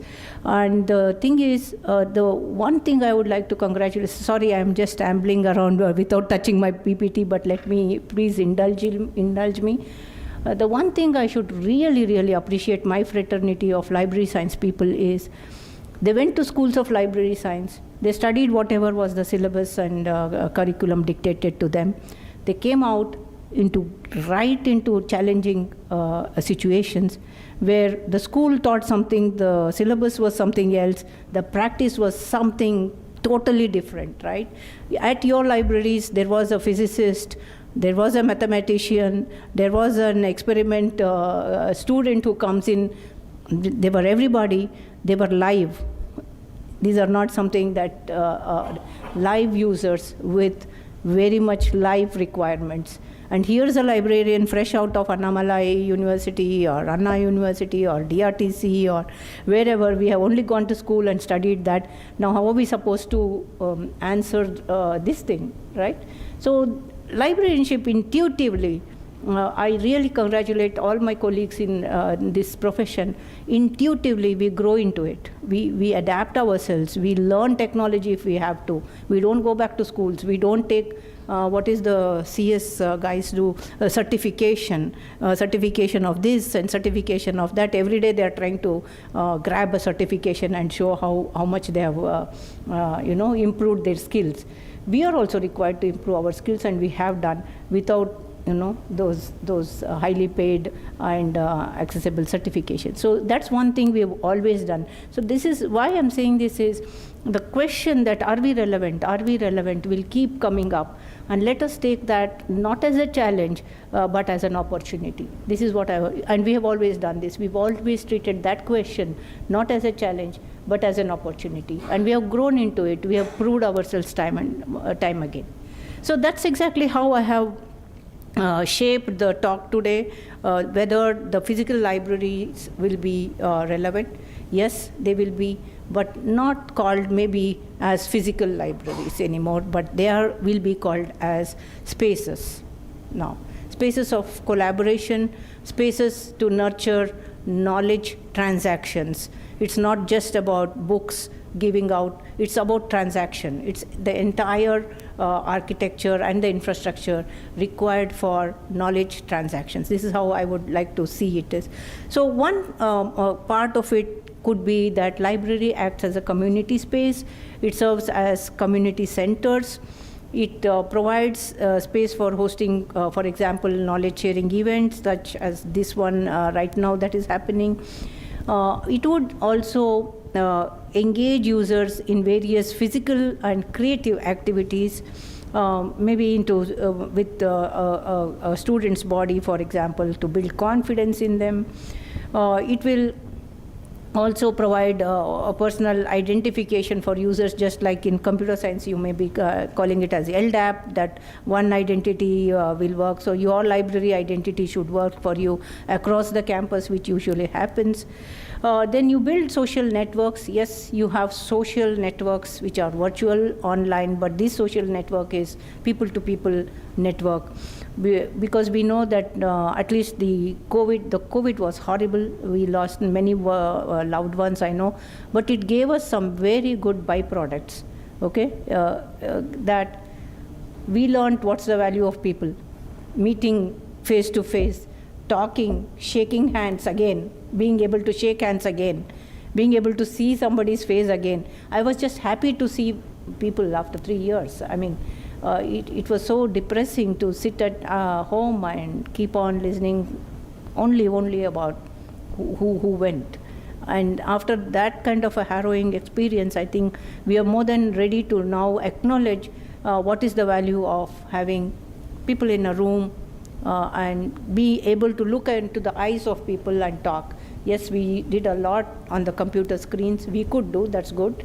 And India also did not lag behind. That is also good at that time, because we were already resilient, and we were more resilient than many other countries.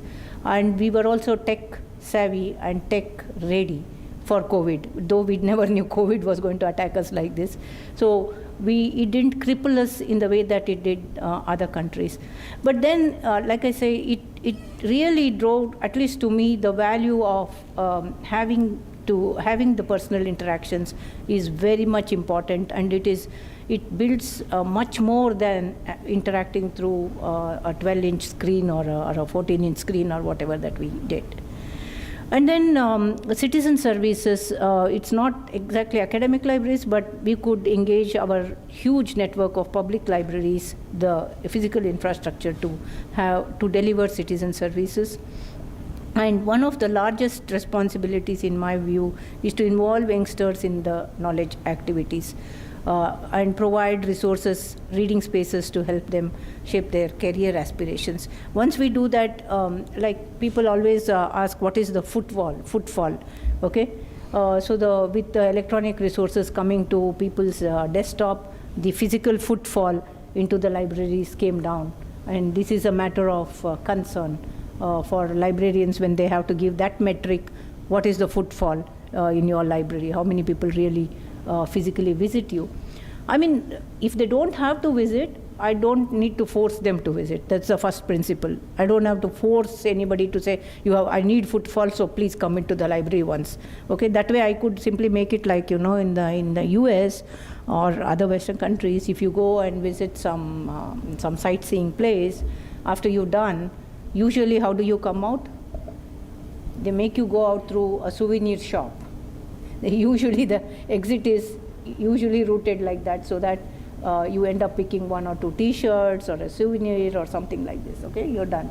So I would place the library like that in an institution where I force people to walk through at least, and then they are forced to look at something there, and then maybe on their way they become interested and they ask about 1 or 2 things that are on display.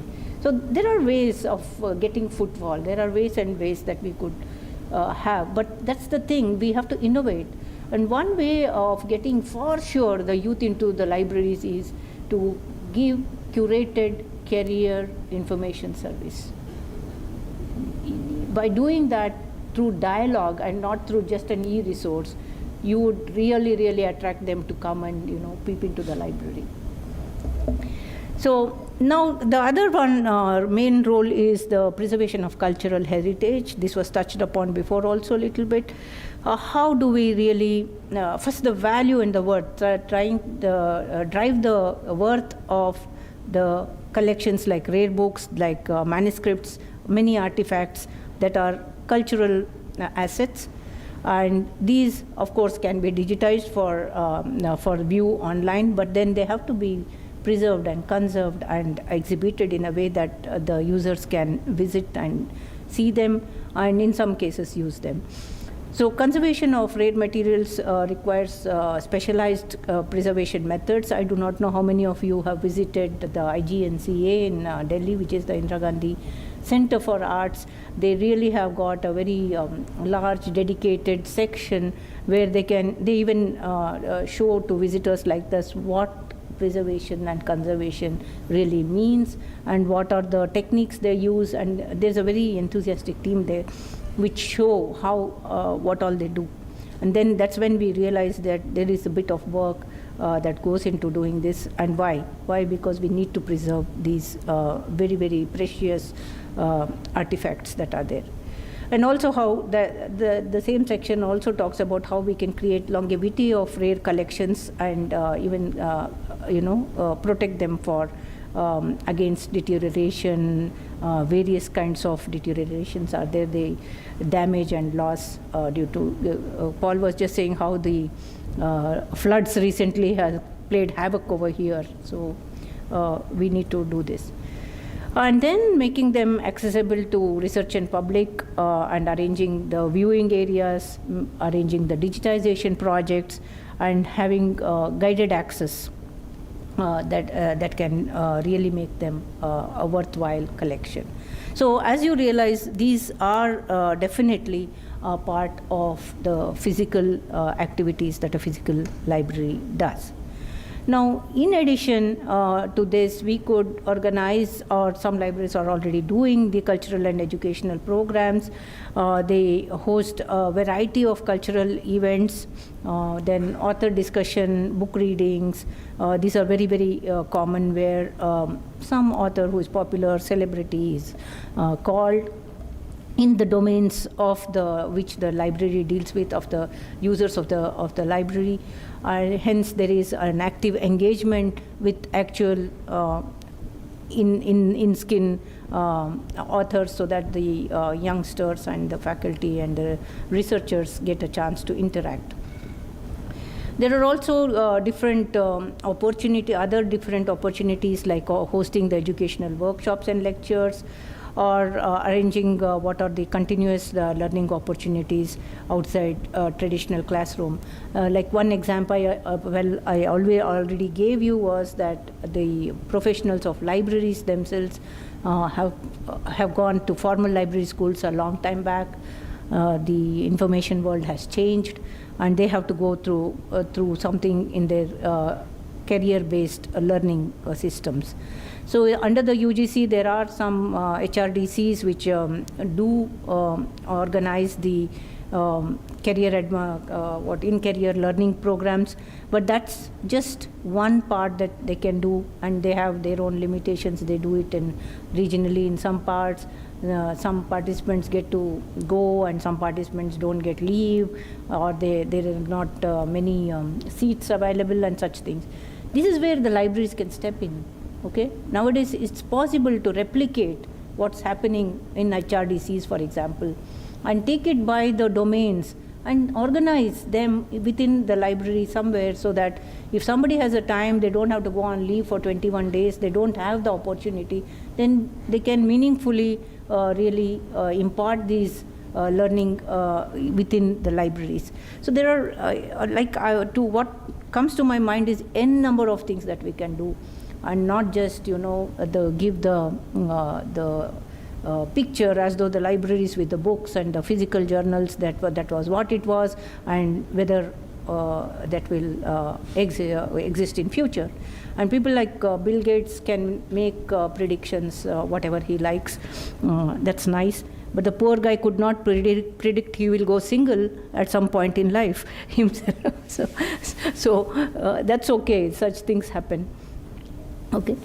And then on the continuous learning, again, I would like to stress there that here in the library based, it need not be based on age factor or some required formal prerequisites. We could open up the doors for across the age and promote lifelong learning.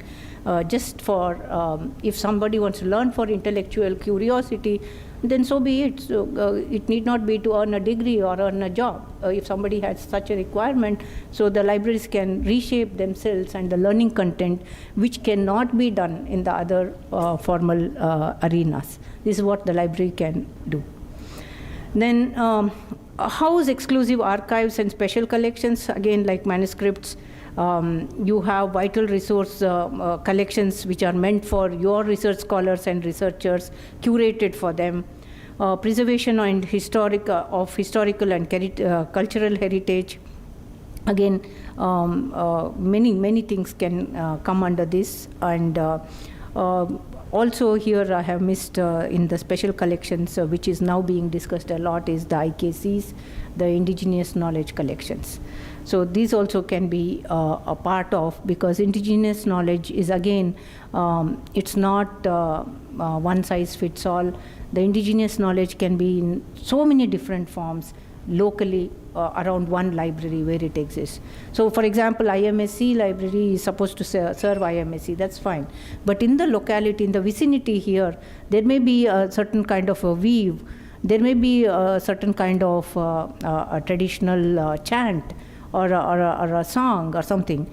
This is something that the library in Bangalore will not know about, because it is in this vicinity. So this is knowledge, this is indigenous knowledge that is not available anywhere else. So it becomes the part and parcel of librarianship, how we can really get this, how we can organize, give this as an organized knowledge piece. So there is much discussion about IKCs, and I still have to see something very nice and integrated about it taking shape. Right now there are discussions, and InfilmNet will soon be involved in IKCs for this country. So, and also we can think of digital literacy programs, tailored training programs and workshops. It is about digital, but this has to be conducted by a physical library. How we, something like say generative AI came, now how do we sensitize people about what it's all about? How do they use it? So there is openai.com, just go click it and start using it. That's what is happening. But we could be more organized about this. We can have tailored training programs and workshop, create targeted awareness about the materials that are being used, teaching users on government citizen service. We can create these portals. Many a time the government schemes are there, and many facilities are there. but the target audience did not even hear about them. They don't even know about them. So this happens. So that could also be another service. Now the library usually is one service that it is known for, which is again based on personal interaction, is the reference service.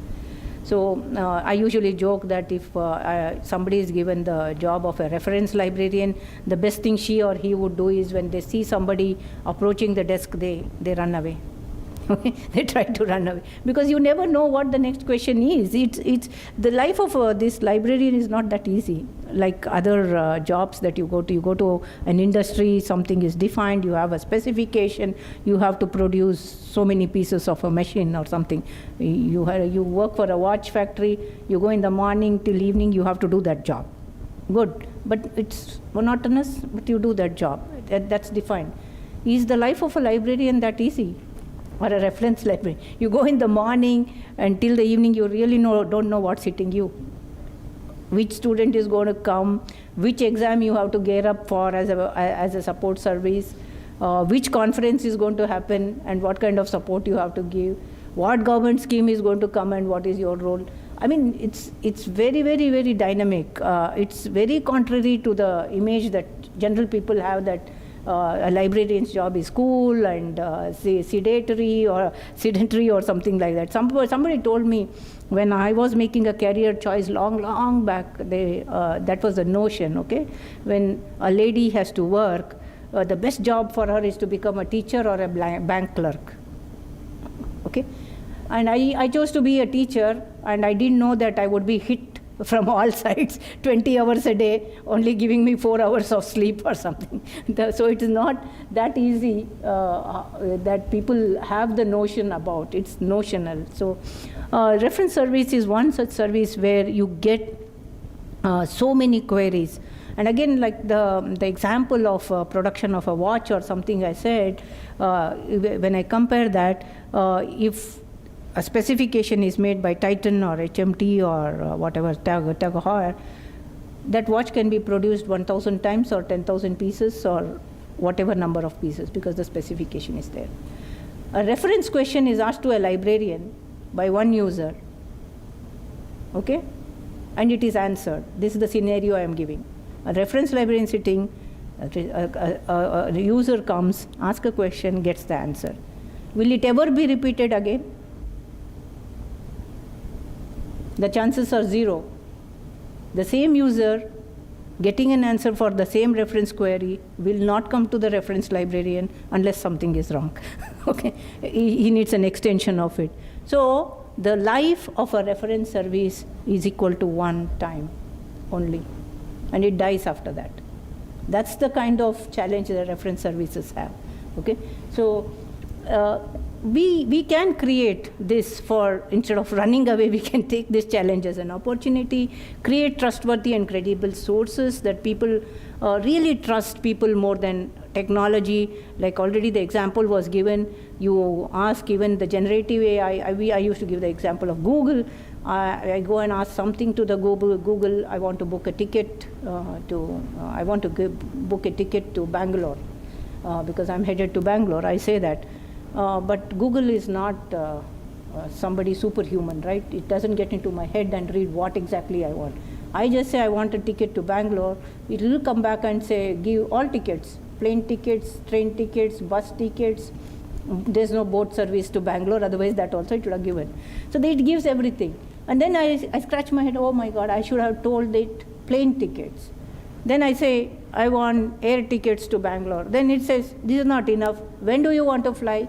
You want to fly today, tomorrow? Then I think of, oh, I should have also said, now whose mistake? Is this Google's mistake? It's not Google. I am not giving the specification properly, and I'm trying to say that Google is not answering me. The same way the ChatGPT or whatever generative ones are giving to the best of their knowledge. To the best of their knowledge is the word. Is the term that we should know. Like, after all, if you ask me the questions that I ask the generative AI, how do I answer a question? How do I answer a question? I would answer a question based on my knowledge base, what is there up here, or based on the resources I have, right? That's reference service. If my answer to you is as good as my knowledge that I have, my intuition and inferencing I have, and the resources I have at my disposal, that's it. That's the same with Chat GPT or whatever generative AI. Only thing where I really admire them is they have learning capacity. They're building in learning capacity with LLMs, and I hope the LLM research goes in that way. We ourselves are involved with the NIST of USA in developing some LLM models, also in Indian languages. And I know the challenges that are there, but then we are getting somewhere with that. So people still trust people more than technology is what I'm saying. Still at this moment, if I want to say, people still like to get an answer from people rather than technology. That's where we could again have our own kind of relevance in this emerging world. Giving actual research support to researchers, giving some physical services like we have our interlibrary loan service where a physical book is actually delivered from one physical spot to another physical spot, and this is managed, and also having the government information services under the reference services. Then of course we give the normal access to print. I think I will hurry up now. I have about 5 minutes or 10 minutes, okay. Now again the other thing is whether technology is a challenge to the physical library. Yeah. But we think, again, I always look at challenge as an opportunity. Here is the opportunity. How the library will empower its own users for technology access. Yes, technology is important, and we have to make our patrons technology ready. So this is where we can do this LTSADR, the language, offer digital materials in different languages if they want to access, how they do, how provide the know-how, provide access and training to technology, provide space for technical creativity. This can be another part. Provide the access to the digital devices and internet connection, the physical location. Like I visited South Korea and there in an academic library, because these children like to camp, right? They like to go out camping usually. So what they did was outside the library, they gave the camps, the little the huts where they actually pitched them as a camp, and they gave them a Wi-Fi access there, and then they could borrow the books and sort of in a feel alike as though they are camping outside in the woods and studying. They created such an environment, and then the children were happy to sort of book those camps and then come and do their research there. Just some way of innovating and keep engaging the younger people. So such things were done, how to deliver the service in different and dynamic ways. And resources themselves, if even they are digital, we teach and we sensitize our clientele in the use of those digital research resources. Like somebody, like Mr. Keshavan already touched upon this copyright issue. We think that somehow we assign ourselves a right to everything that we see. Okay, that's the default, but it's not the way the world works. There is something called copyrights. And first of all, librarians should make it their business to be aware of what is copyright, what is covered under it, and what is not.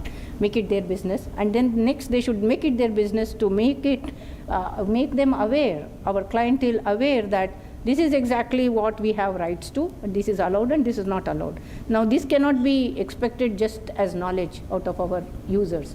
We need to sensitize them, and that's why we need to sort of run some workshops or awareness programs on this.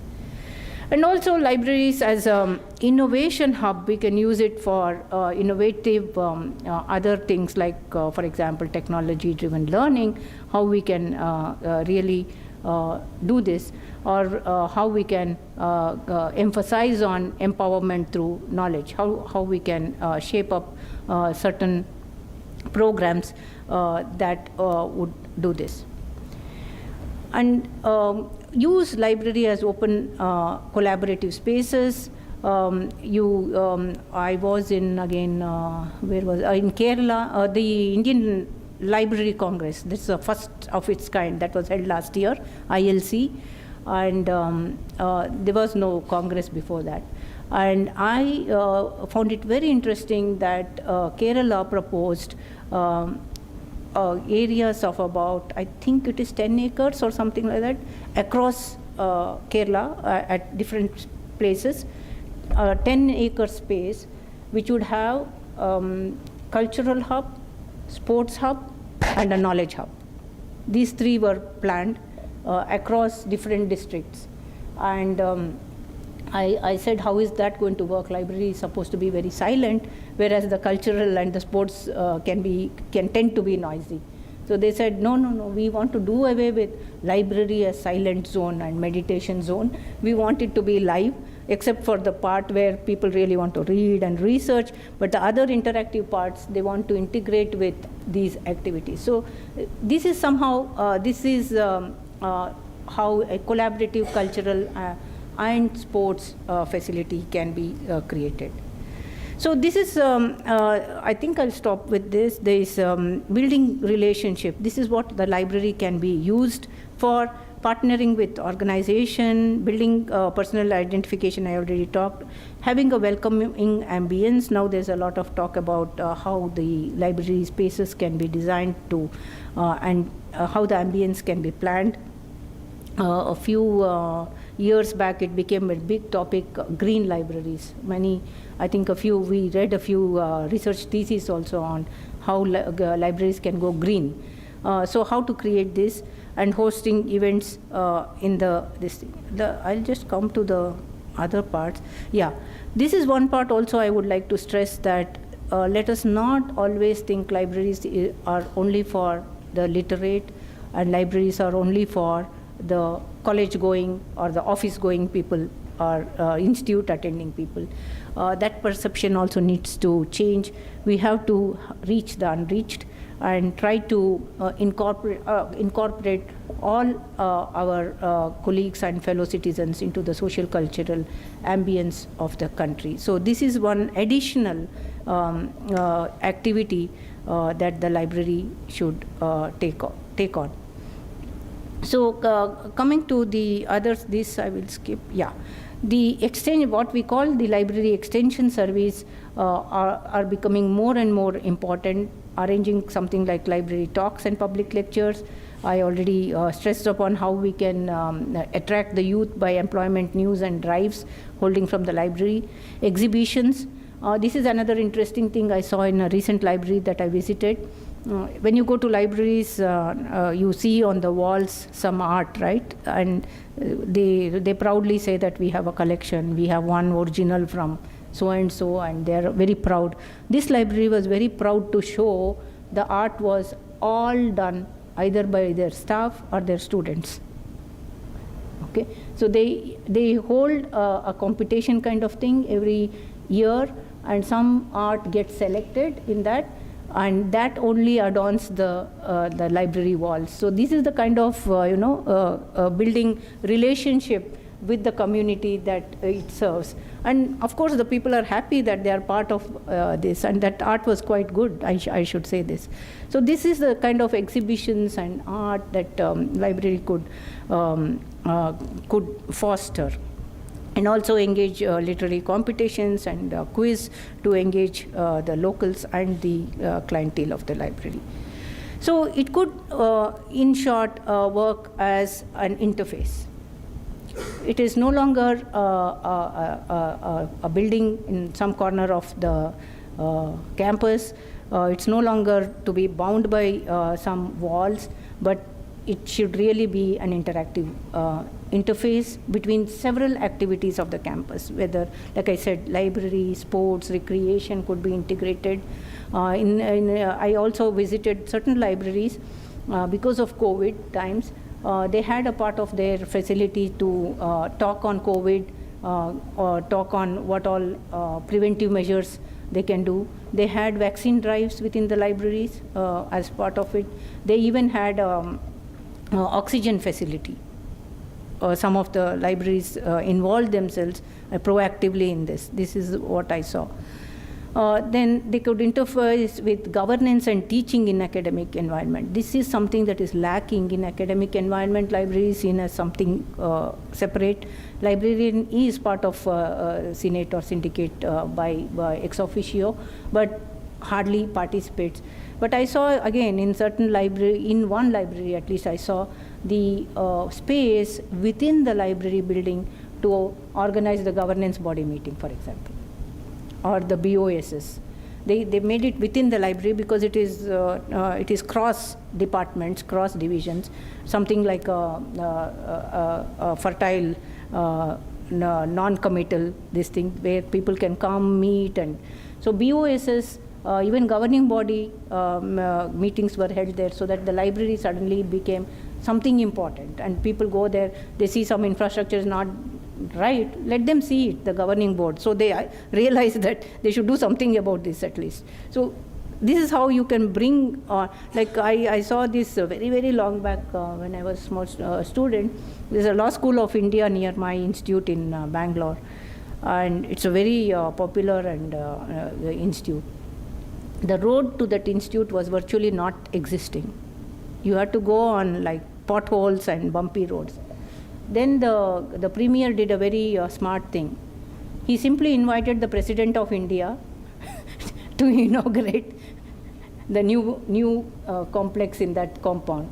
Done. The road was laid in 6 weeks' time. Okay, so there is some strategy there. So strategies, these work, right? Then the last thing I would say is to really forge participatory approach. So see your stakeholders, proactively you involve them, engage with them, and see that there is a participatory approach. So if we do all this, I think again, like I would like to stress the challenge that are we relevant? Are we relevant? Will we be relevant? The challenge can be turned into an opportunity any day. Thanks very much for your time.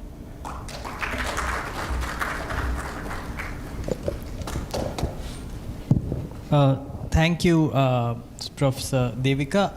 Maybe we can take one or two quick questions if, yeah.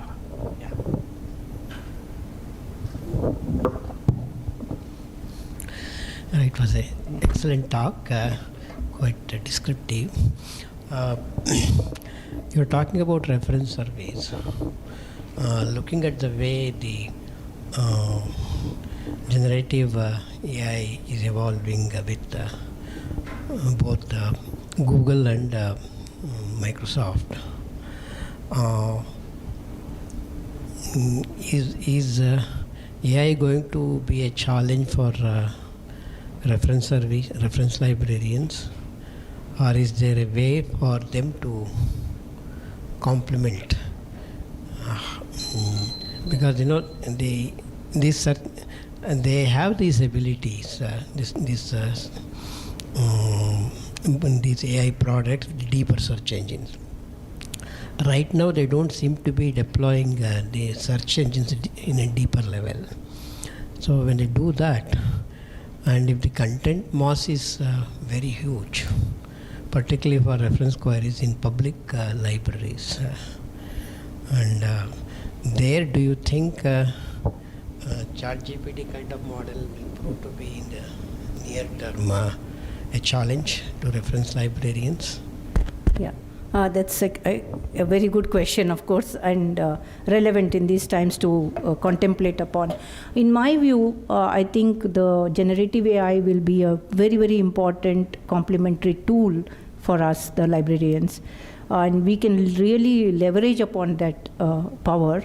As I already said, and my own PhD thesis, how many years back, long back, it is 25 years back, was on AI in the late 90s, and late 90s I worked. And that AI was slightly different from, we worked in frame-based knowledge systems at that time that we worked, John McCarthy and those models. But the generative AI now is like, again, a byproduct of what was done for decades then. So the byproducts, though we didn't invent that machine which emulates human mind, we didn't do that till today, but the byproducts themselves are worth using. So again, in my mind and my personality is like that. I turn opportunities, challenges to opportunities. So saying that generative AI will put an end to librarianship or to reference librarianship is, I don't think that was going to happen. I think it will make us more relevant and more in our work if we use that complementarily in our work. Like you yourself gave the example, though generative AI at the moment is good, I have to compliment them on the work. They're good, they're quite good, but they can create some embarrassment where the context is missing. So I don't, like I said already, what I answer you depends upon not only my knowledge base, but on my human capacity for inferencing. That's a major part of it. Now that part is going to remain. Human part of inferencing is going to be required. Okay. However much the knowledge base grows, however much the tools will improve, in the end, the last mile connectivity will be the reference librarian. So that's my take. Yeah. Yes, please. With these generative products, AI products, at this point of time, I don't know how it will evolve in future. At this point of time, you put the same question to these two guys, and often you get contradictory answers. Yes, you do. That's the what they are referring, and these are also flushing out they are not static databases. They're flushing out and they're redoing their knowledge bases. Google has a time limit of 4 hours or 3 hours, something like that. And even the knowledge is also dynamic. Nobody can sort of store everything. They're flushing it out. So if I give the same question today to the same source, and tomorrow the same question, the answers are different. But that's okay. We can excuse them. If somebody asks me today something, and tomorrow something, maybe we can't even expect human from them, but we are trying to expect something superhuman from them just because they are machines. Yes. Yeah, it's not a question, I just want to add a comment. It's a very good presentation. The same AI, I don't know how many of you are aware, only just recently New York Times has filed a case against AI as well as Microsoft, saying that they have taken millions of their articles without giving any credit to train their chatbot. Suppose you do a search today. If you get an output, word by word, what has been published in New York Times comes through that ChatGPT. They did not give any credit. So survival of all these AI products will also depend upon this main case the world is watching now. So they are picking up content without giving any credit. It's not original, that is something coming. For example, if you go to Wikipedia, whatever you read, at least some credit is given to from where it has come. In AI, you won't get all those. So what we are right now contemplating, like Mr. Satyanarayana says, whether this will become a real challenge in future, yes, definitely it will become a challenge. We need to find a mechanism to add more value through our services while competing with such products. Yeah. Thank you. Yeah, that is true. Yeah, they are just crawling and picking up whatever resources they are getting on it. They are not aware of Creative Commons or what copyright, that part. So they can give it, but we cannot give that to our clientele straight away as a service. So, let's thank Dr. Singh. Okay. So maybe we can, if it's a quick one, maybe, yeah. Need details about One Nation, One digital library. This is new trend now, 2 years back onwards, but where it is, okay, how it is implemented, is it possible to get the benefits of the I'm still not able to give a very definitive answer on ONOS. Even at InflibNet, we are waiting to hear from the ministry. But within the next 2-3 weeks, I expect to hear a formal notification. So you will hear from my colleagues. Yeah. Thanks. That's actually a very good question to ask the speaker, and we all want to know the answer. So great. You wish I knew the answer. Yeah. So thanks a lot. It's a very nice. And now it's my pleasure to introduce an old, long-time associate of this institute and friend Professor Subaya Arunachalam, and he's an information consultant based in Chennai. He has been associated with Indian academic and scholarly communities for over 3 decades. He's been an editor of the Indian Journal of Technology, Journal of Scientific and Industrial Research, Indian Journal of Chemistry, Proceedings of the Indian Academy of Sciences, and Pramana. He's a science writer, a researcher in chemistry, a teacher of information sciences, a librarian in the National Laboratory, and the executive secretary of the Indian Academy of Sciences, and a member of the editorial boards of scientific journals. Sir.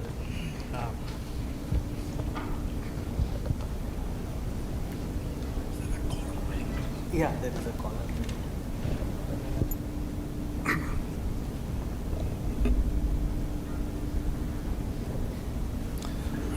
I'm going to put my computer to speak. I'll always wait for a couple of minutes. Now he is going to put it there. Huh? No?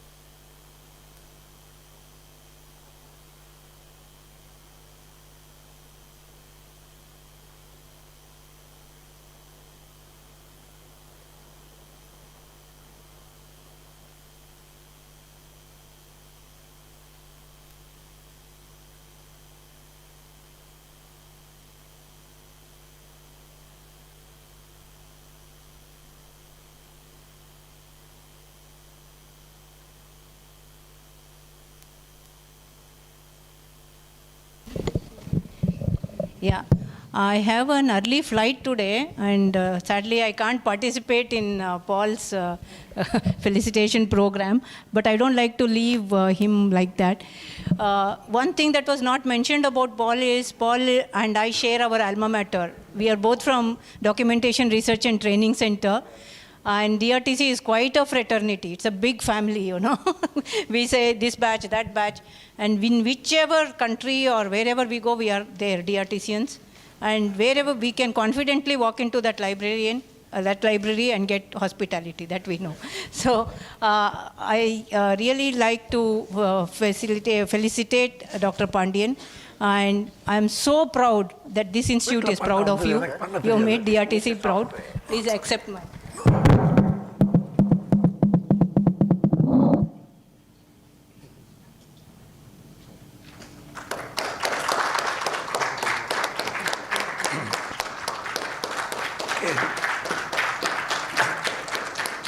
First of all, my profuse apologies. I have a very bad throat, infected, and I'm on antibiotics. Give me 1 minute, sir. Give me 1 minute. I'll just say. Okay. Yeah. Well, yeah. Say here, please. Well, as Devika said, she has taken over the directorship of InflipNet, and the library community is looking forward to her leadership to take the InflipNet to its rightful place. You know, that's something is that we have been looking out. Surely. And by the way, we are all from DRTC, and our system administrator Ravindra Reddy is a batchmate of Devika, and they are my juniors. Thank you, Devika. Thank you, Devika. It's a great pleasure to be, to see you after a long time, and all the very best for your future endeavor in InflipNet, and best of luck. Yeah. Thank you. Keep coming more often to Chennai. Keep coming more often to Chennai. Thank you, sir. Sorry, sir. Thank you. Yeah. So. So I think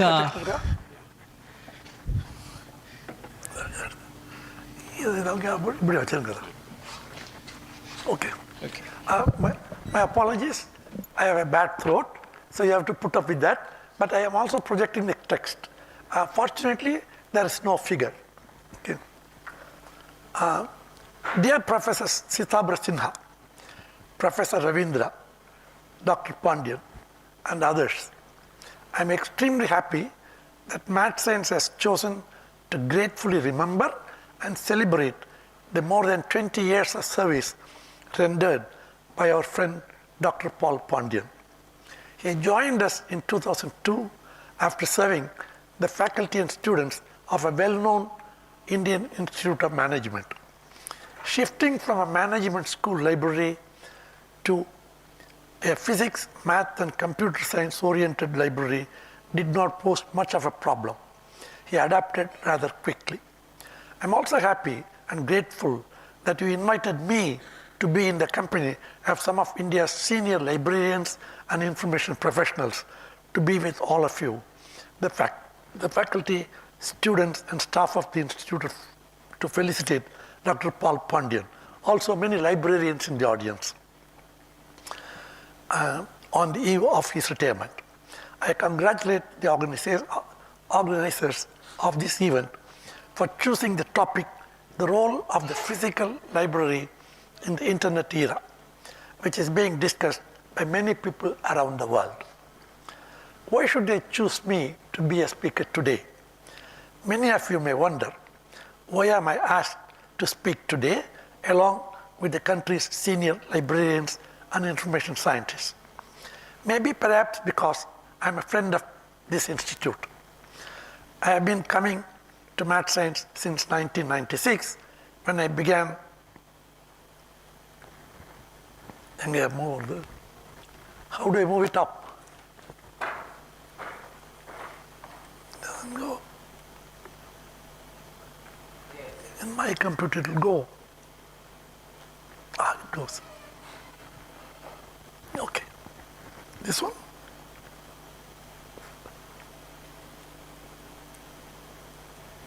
No, it's not. Okay. You be close. Okay. I've been coming to Math Science in '96 when I began volunteering at the M.S. Swaminathan Research Foundation, just a few yards away from here, and worked with the team on ICT-enabled development, information communication technology for development, as we call. I frequented the IMSC library and even took the help of Dr. Pandian and his colleague, Mr. G. Venkatesan, in learning to use the CD-ROM version of what later became MathSciNet, a database for mathematics, statistics, operation research, and so on.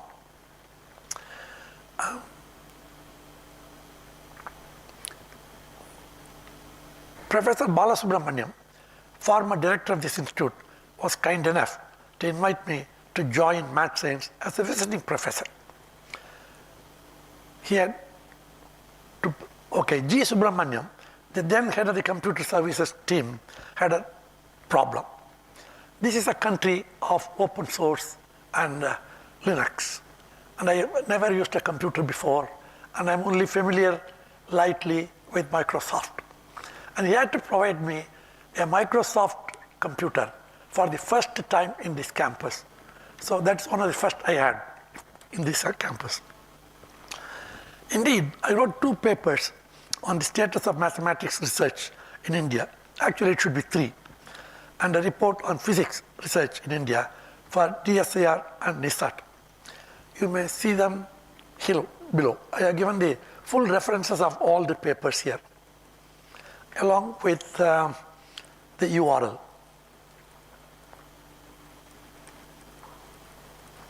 A little bit about me. I'm a small town boy who landed in New Delhi in my early 20s and became an accidental information scientist.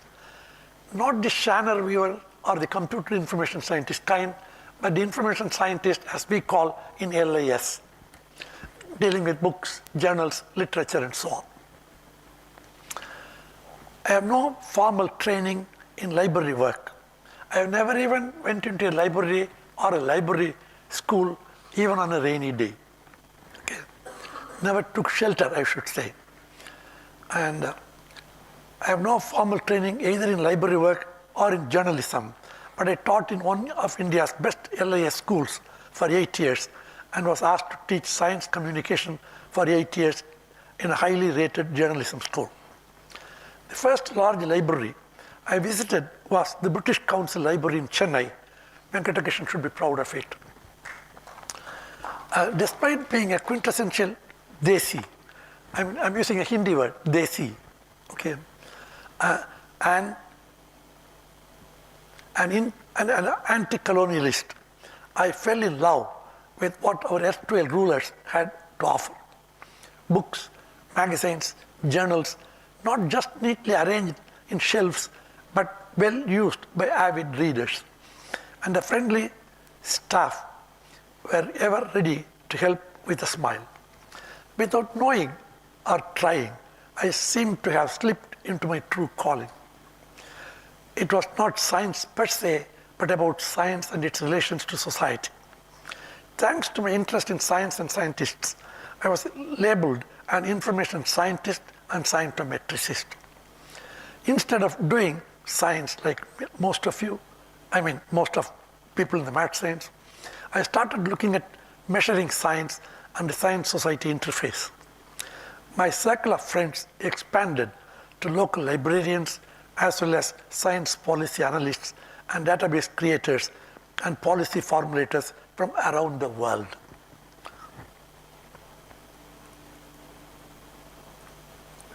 Let us look at scientists. Who are these creatures called scientists? What do scientists do? Okay. Scientists are essentially engaged in the production of new knowledge. In fact, there is a famous 3-volume book on the production of knowledge. I forget the author. It's an American publication we used to teach at Greenstock School some 40 years ago. It's an old book, worth reading.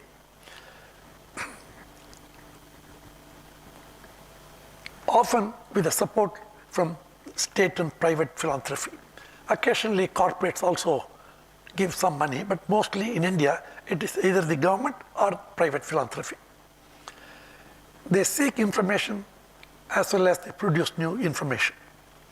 Some only work with their brains, theoretical scientists, like most people in this building here, like Amritanshu or the director here, all of them, they rarely touch an equipment by hand, except perhaps their computer. And most others work both with their brains and their hands. We call them the experimentalists, like many people in IIT, Central Leather Research Institute here, etc. Some work in the fields, like ecologists, environmentalists, geologists, oceanographers, marine biologists. They cannot sit in the room and do science. They have to go up the mountain, like the famous Madhav Gadgil, for example, whose biography was out a few months ago, worth reading.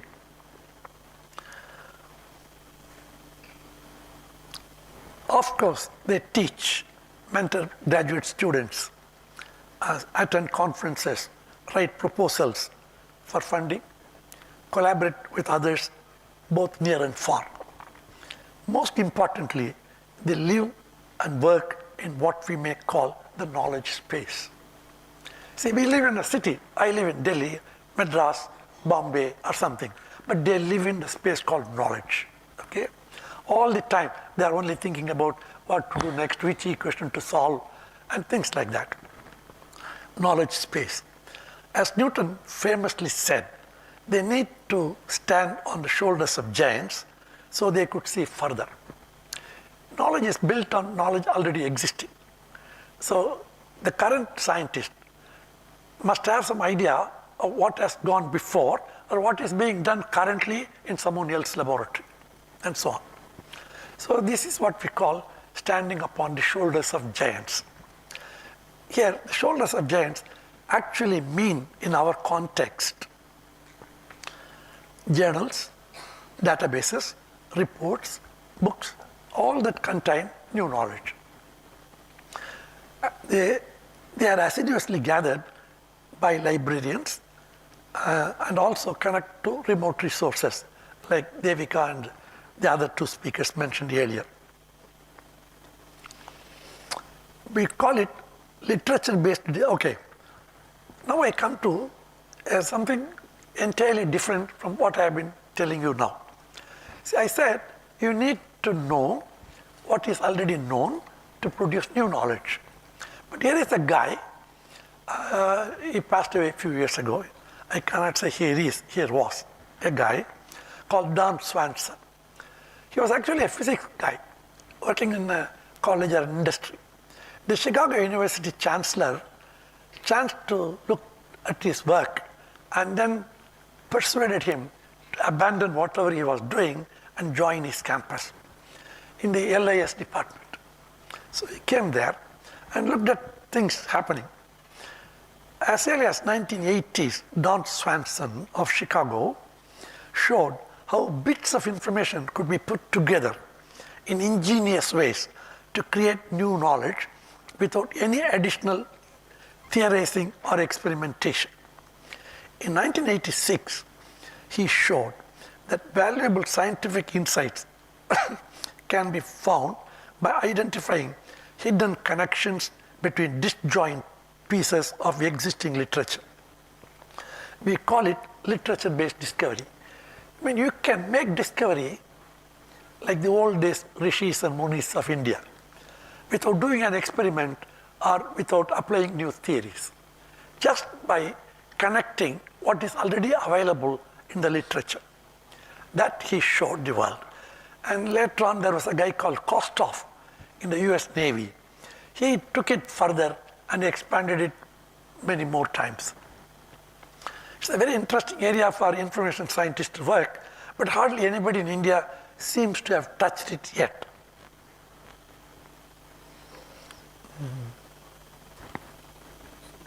It's moving. Yeah, it's moved fast. Wait. I think it's gone. No. You want to move down, right? Yeah.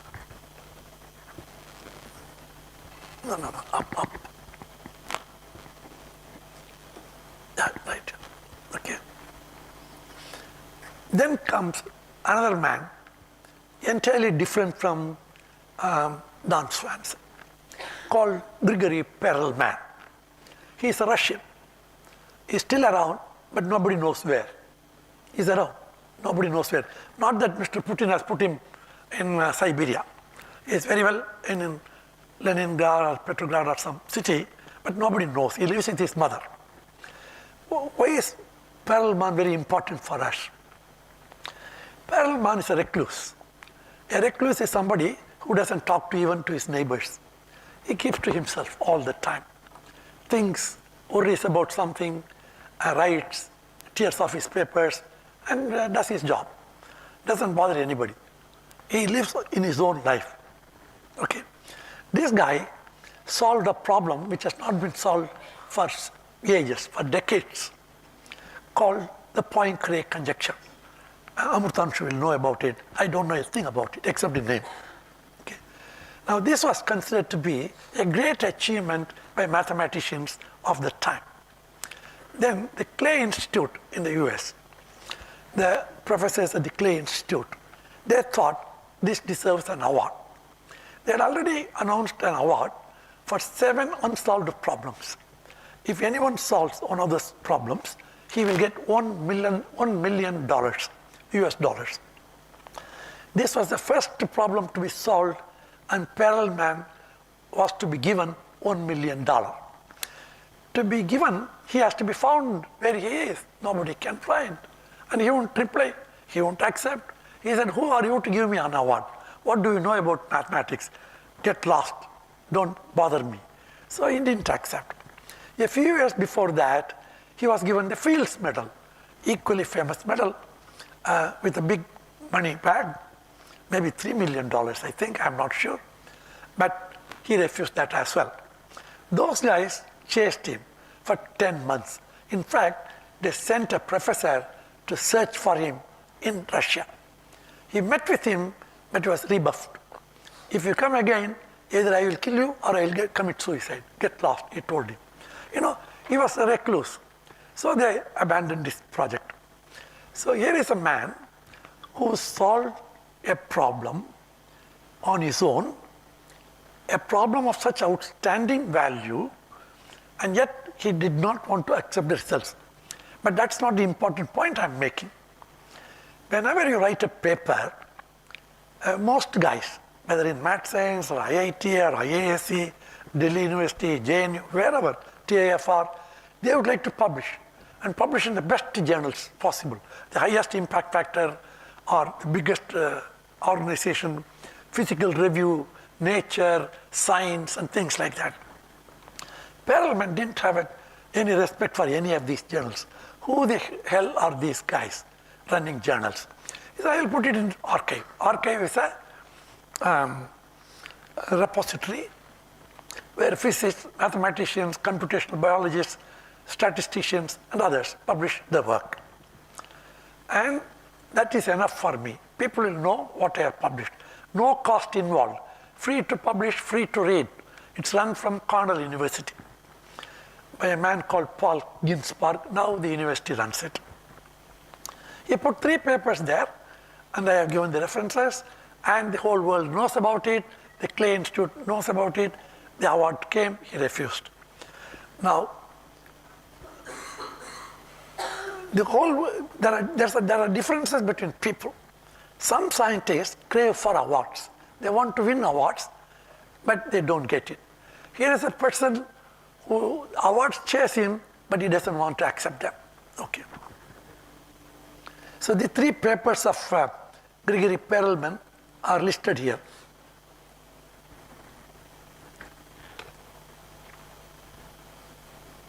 Yeah. Okay. Don Swanson, in all probability, might have used the library and would have considered librarians as his friends. After all, he was invited by the university from physics to join the library school. Indeed, his office was just in front of another great information scientist's office. His name was Abraham Bookstein. Many of you might have heard his name. I had a good fortune of meeting him as well as staying in his house. I doubt if Perelman would have cared much for librarians. He didn't even care for people who gave him an award. Sorry. I am also not sure if Ramanujan's visit to libraries would have had any significant impact on his out-of-the-world contributions. The limited number of years he lived was not even enough for him to fill more notebooks that George Andrews and others could open up for us.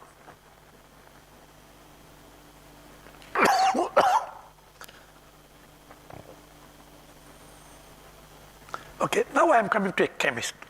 How many of you have heard the name of Robert Burns Woodward? How many of you have heard the word cholesterol? Yes, I have cholesterol. I am taking drugs every now and then. Okay. How many of you have heard the word reserpine? Reserpine. How many of you have heard sarpagandha? The Sanskrit word sarpagandha, the plant. That's the plant from which reserpine is taken, the medicine for heart. And so on. All these molecules, as chemists will call, are large molecules. Water is a molecule. It has just 3 atoms, 2 hydrogen atoms, 1 oxygen atom. Reserpine has maybe 50, 60 atoms. Some of them have hundreds of atoms.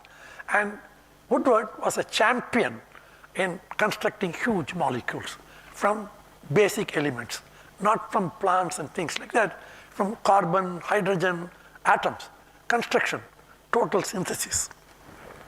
How many of you have heard the name of Balaram? Balaram. He was the director of the Indian Institute of Science, and he was a postdoc with Woodward. Now, Woodward wanted a paper. He called another man called Garfield.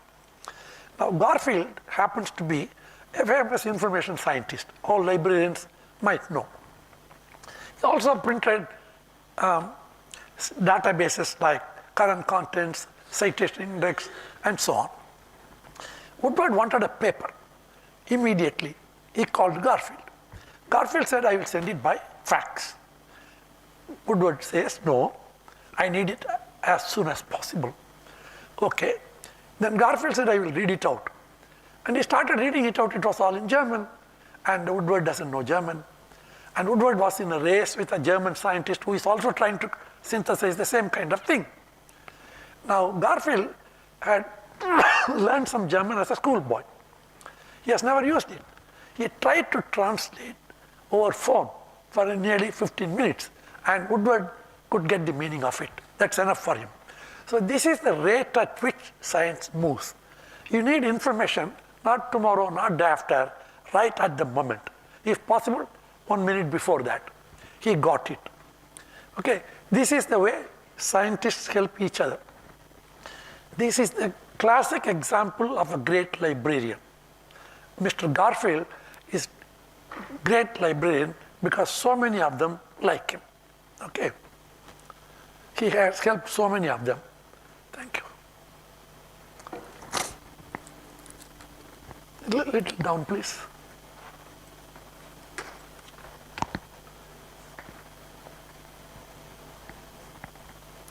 Okay.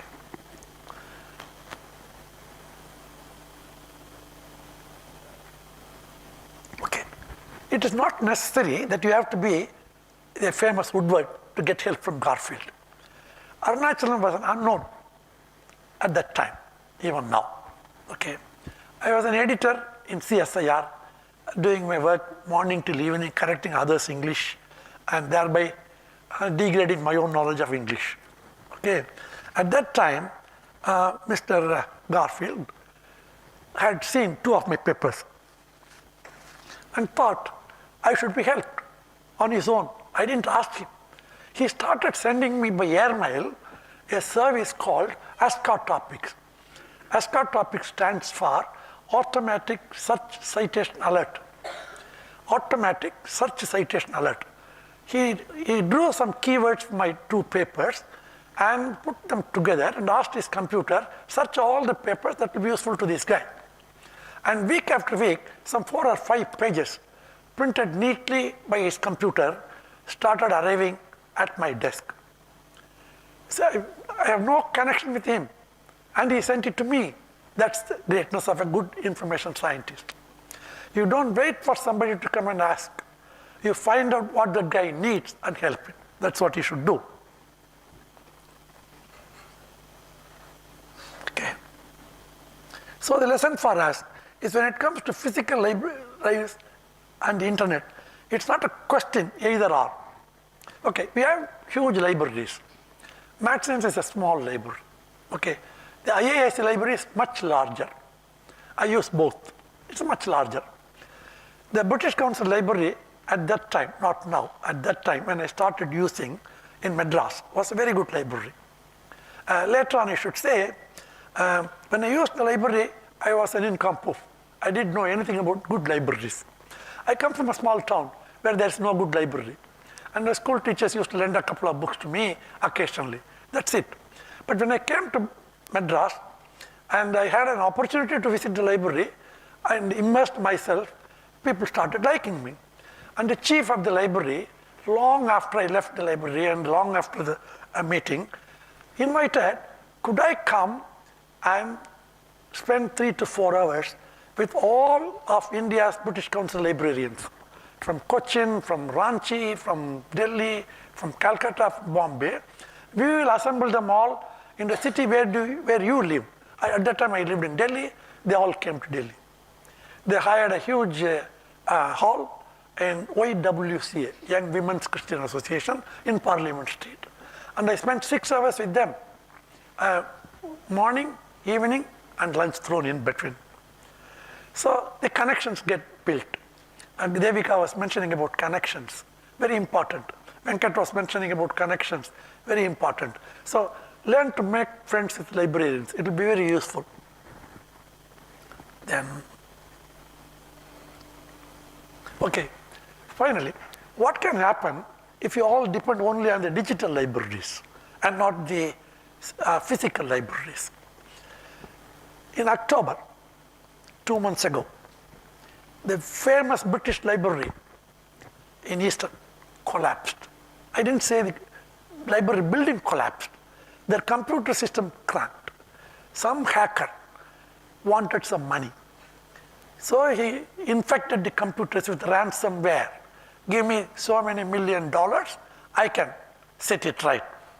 What will they do? They don't know what to do. Now it is already late December. New Year's Day in a couple of days. Still, they are not fully operational. They have some services operational, but not all. And Edith Hall, a scholar, a historian, has written about it. And therefore, if we depend only on digital libraries, we are prone to such attacks and loss. So we should have tremendous amount of backup. We don't have now. So all of you who think of a digital library, please think of backup.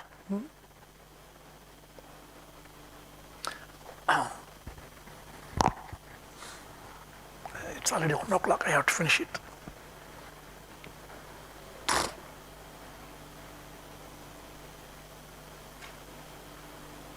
Okay. Now I should say a few words about the hero of the day, Dr. Paul Pondian. So Paul Pondian is a very short man. You may miss him in a crowd, okay? And he wants to be missed in a crowd. He wants to be. He is a self-effacing man. So it is very difficult to talk to him unless one-on-one. If there are 3 people, he would close his mouth. So you have to go to his room and then one-on-one close the door and then you can talk to him. Very simple fellow. Now I first met him years ago. I don't recall now. He was very courteous. He was very helpful. I was not even a staff at this institute at that time. I gave some books. He said, sir, I will order them. I said, should I get a signature from one of the faculty? No. You are our faculty, sir. No problem. I will. So he got several books for me. They are all in the library right now. Okay.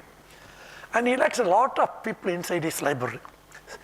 Most of them are students in third-rate colleges. I mean, there's no teachers, no labs, and poor guys have paid money to join, and they are there. They need to learn.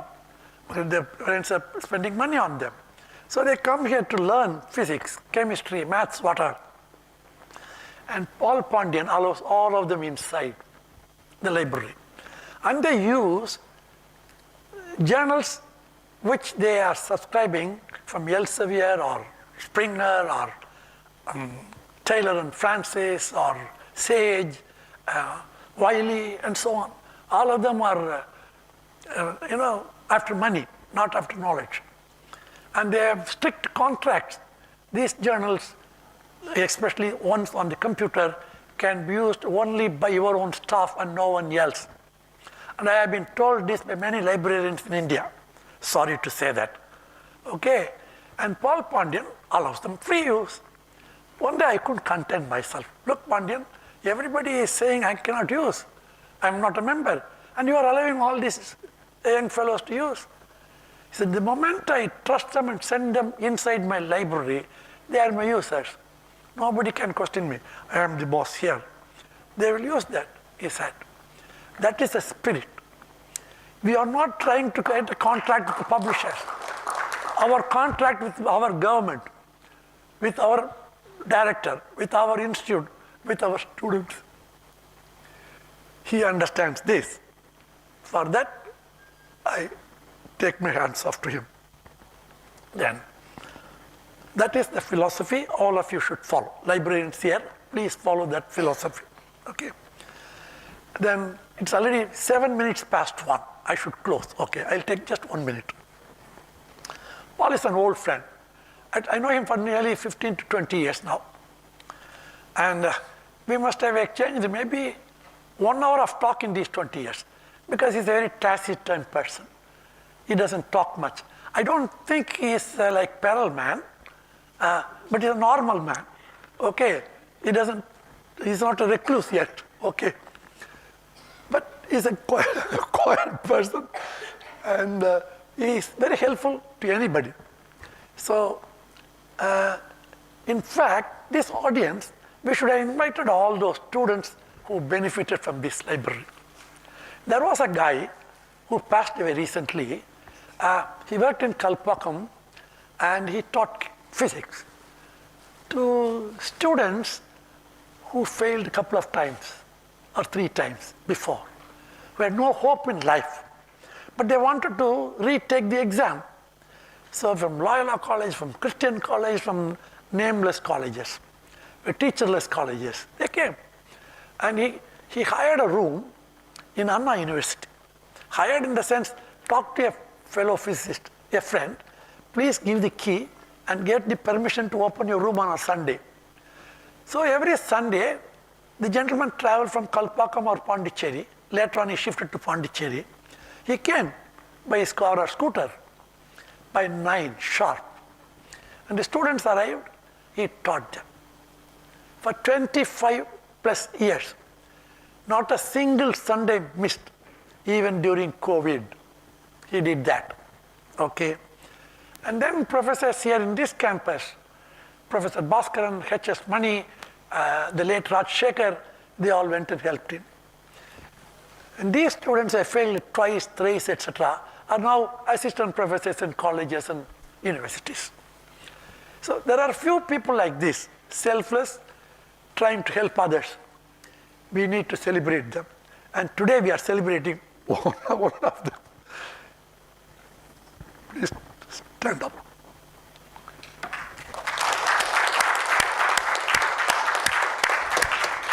And thank you for giving us this opportunity to jointly celebrate with you the great services rendered by my friend. Thank you.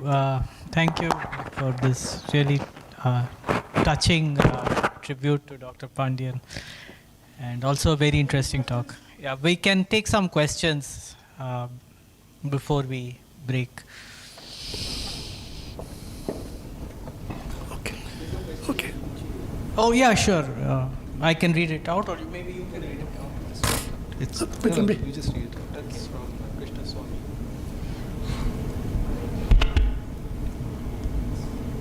Okay, so we have a question from S. Krishna Swami, and he says, surprised to see that no one is talking about libraries designed for access and use by autistic persons and persons with disabilities, blind, deaf, dumb, motor functions. Why? Oh yes, great question.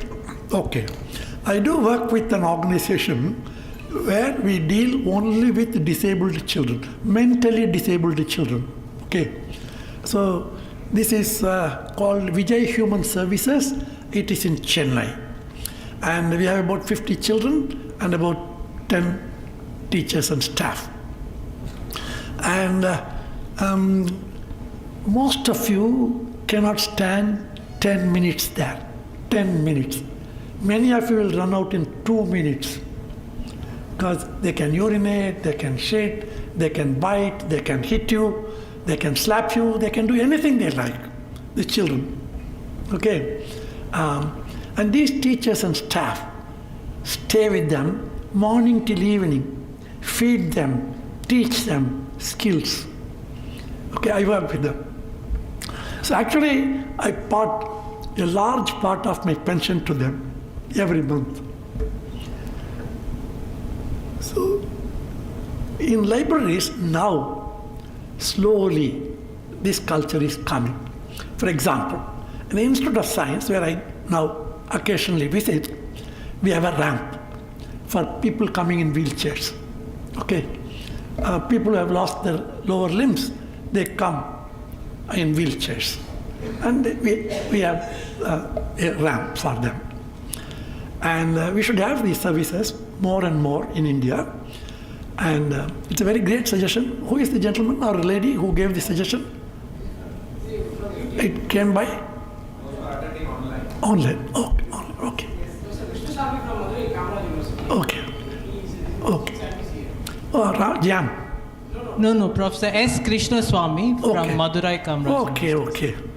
Okay, I know. He is also doing something in this He is also working with NGOs for normal children in education and so on. And most of his education takes place under the tree, in the shade, in villages.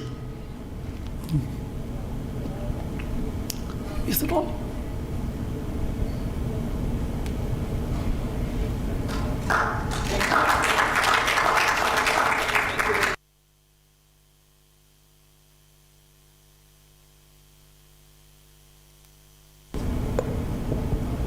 Yeah, so now that brings us to the end of this session. Before we break for lunch, Shitabru has a few announcements to make. So before we break for lunch, we'll have a group photograph. Gayatri, will we have it in front of the library? Sorry? Hut. Okay, so please, follow us to there. Okay, another announcement that those of you who would like participation certificate, I know that we received a few queries for participation certificates, so we have printed them out. So maybe at the end of today's event, you could just come up to me and I'll just write your name down and sign it and give it to you. This is only for those who want participation certificate. So after the photograph, we will go for lunch, which is on the other side of the road from the institute. It's in the guest house and cafeteria complex. So please follow us once the photograph is done.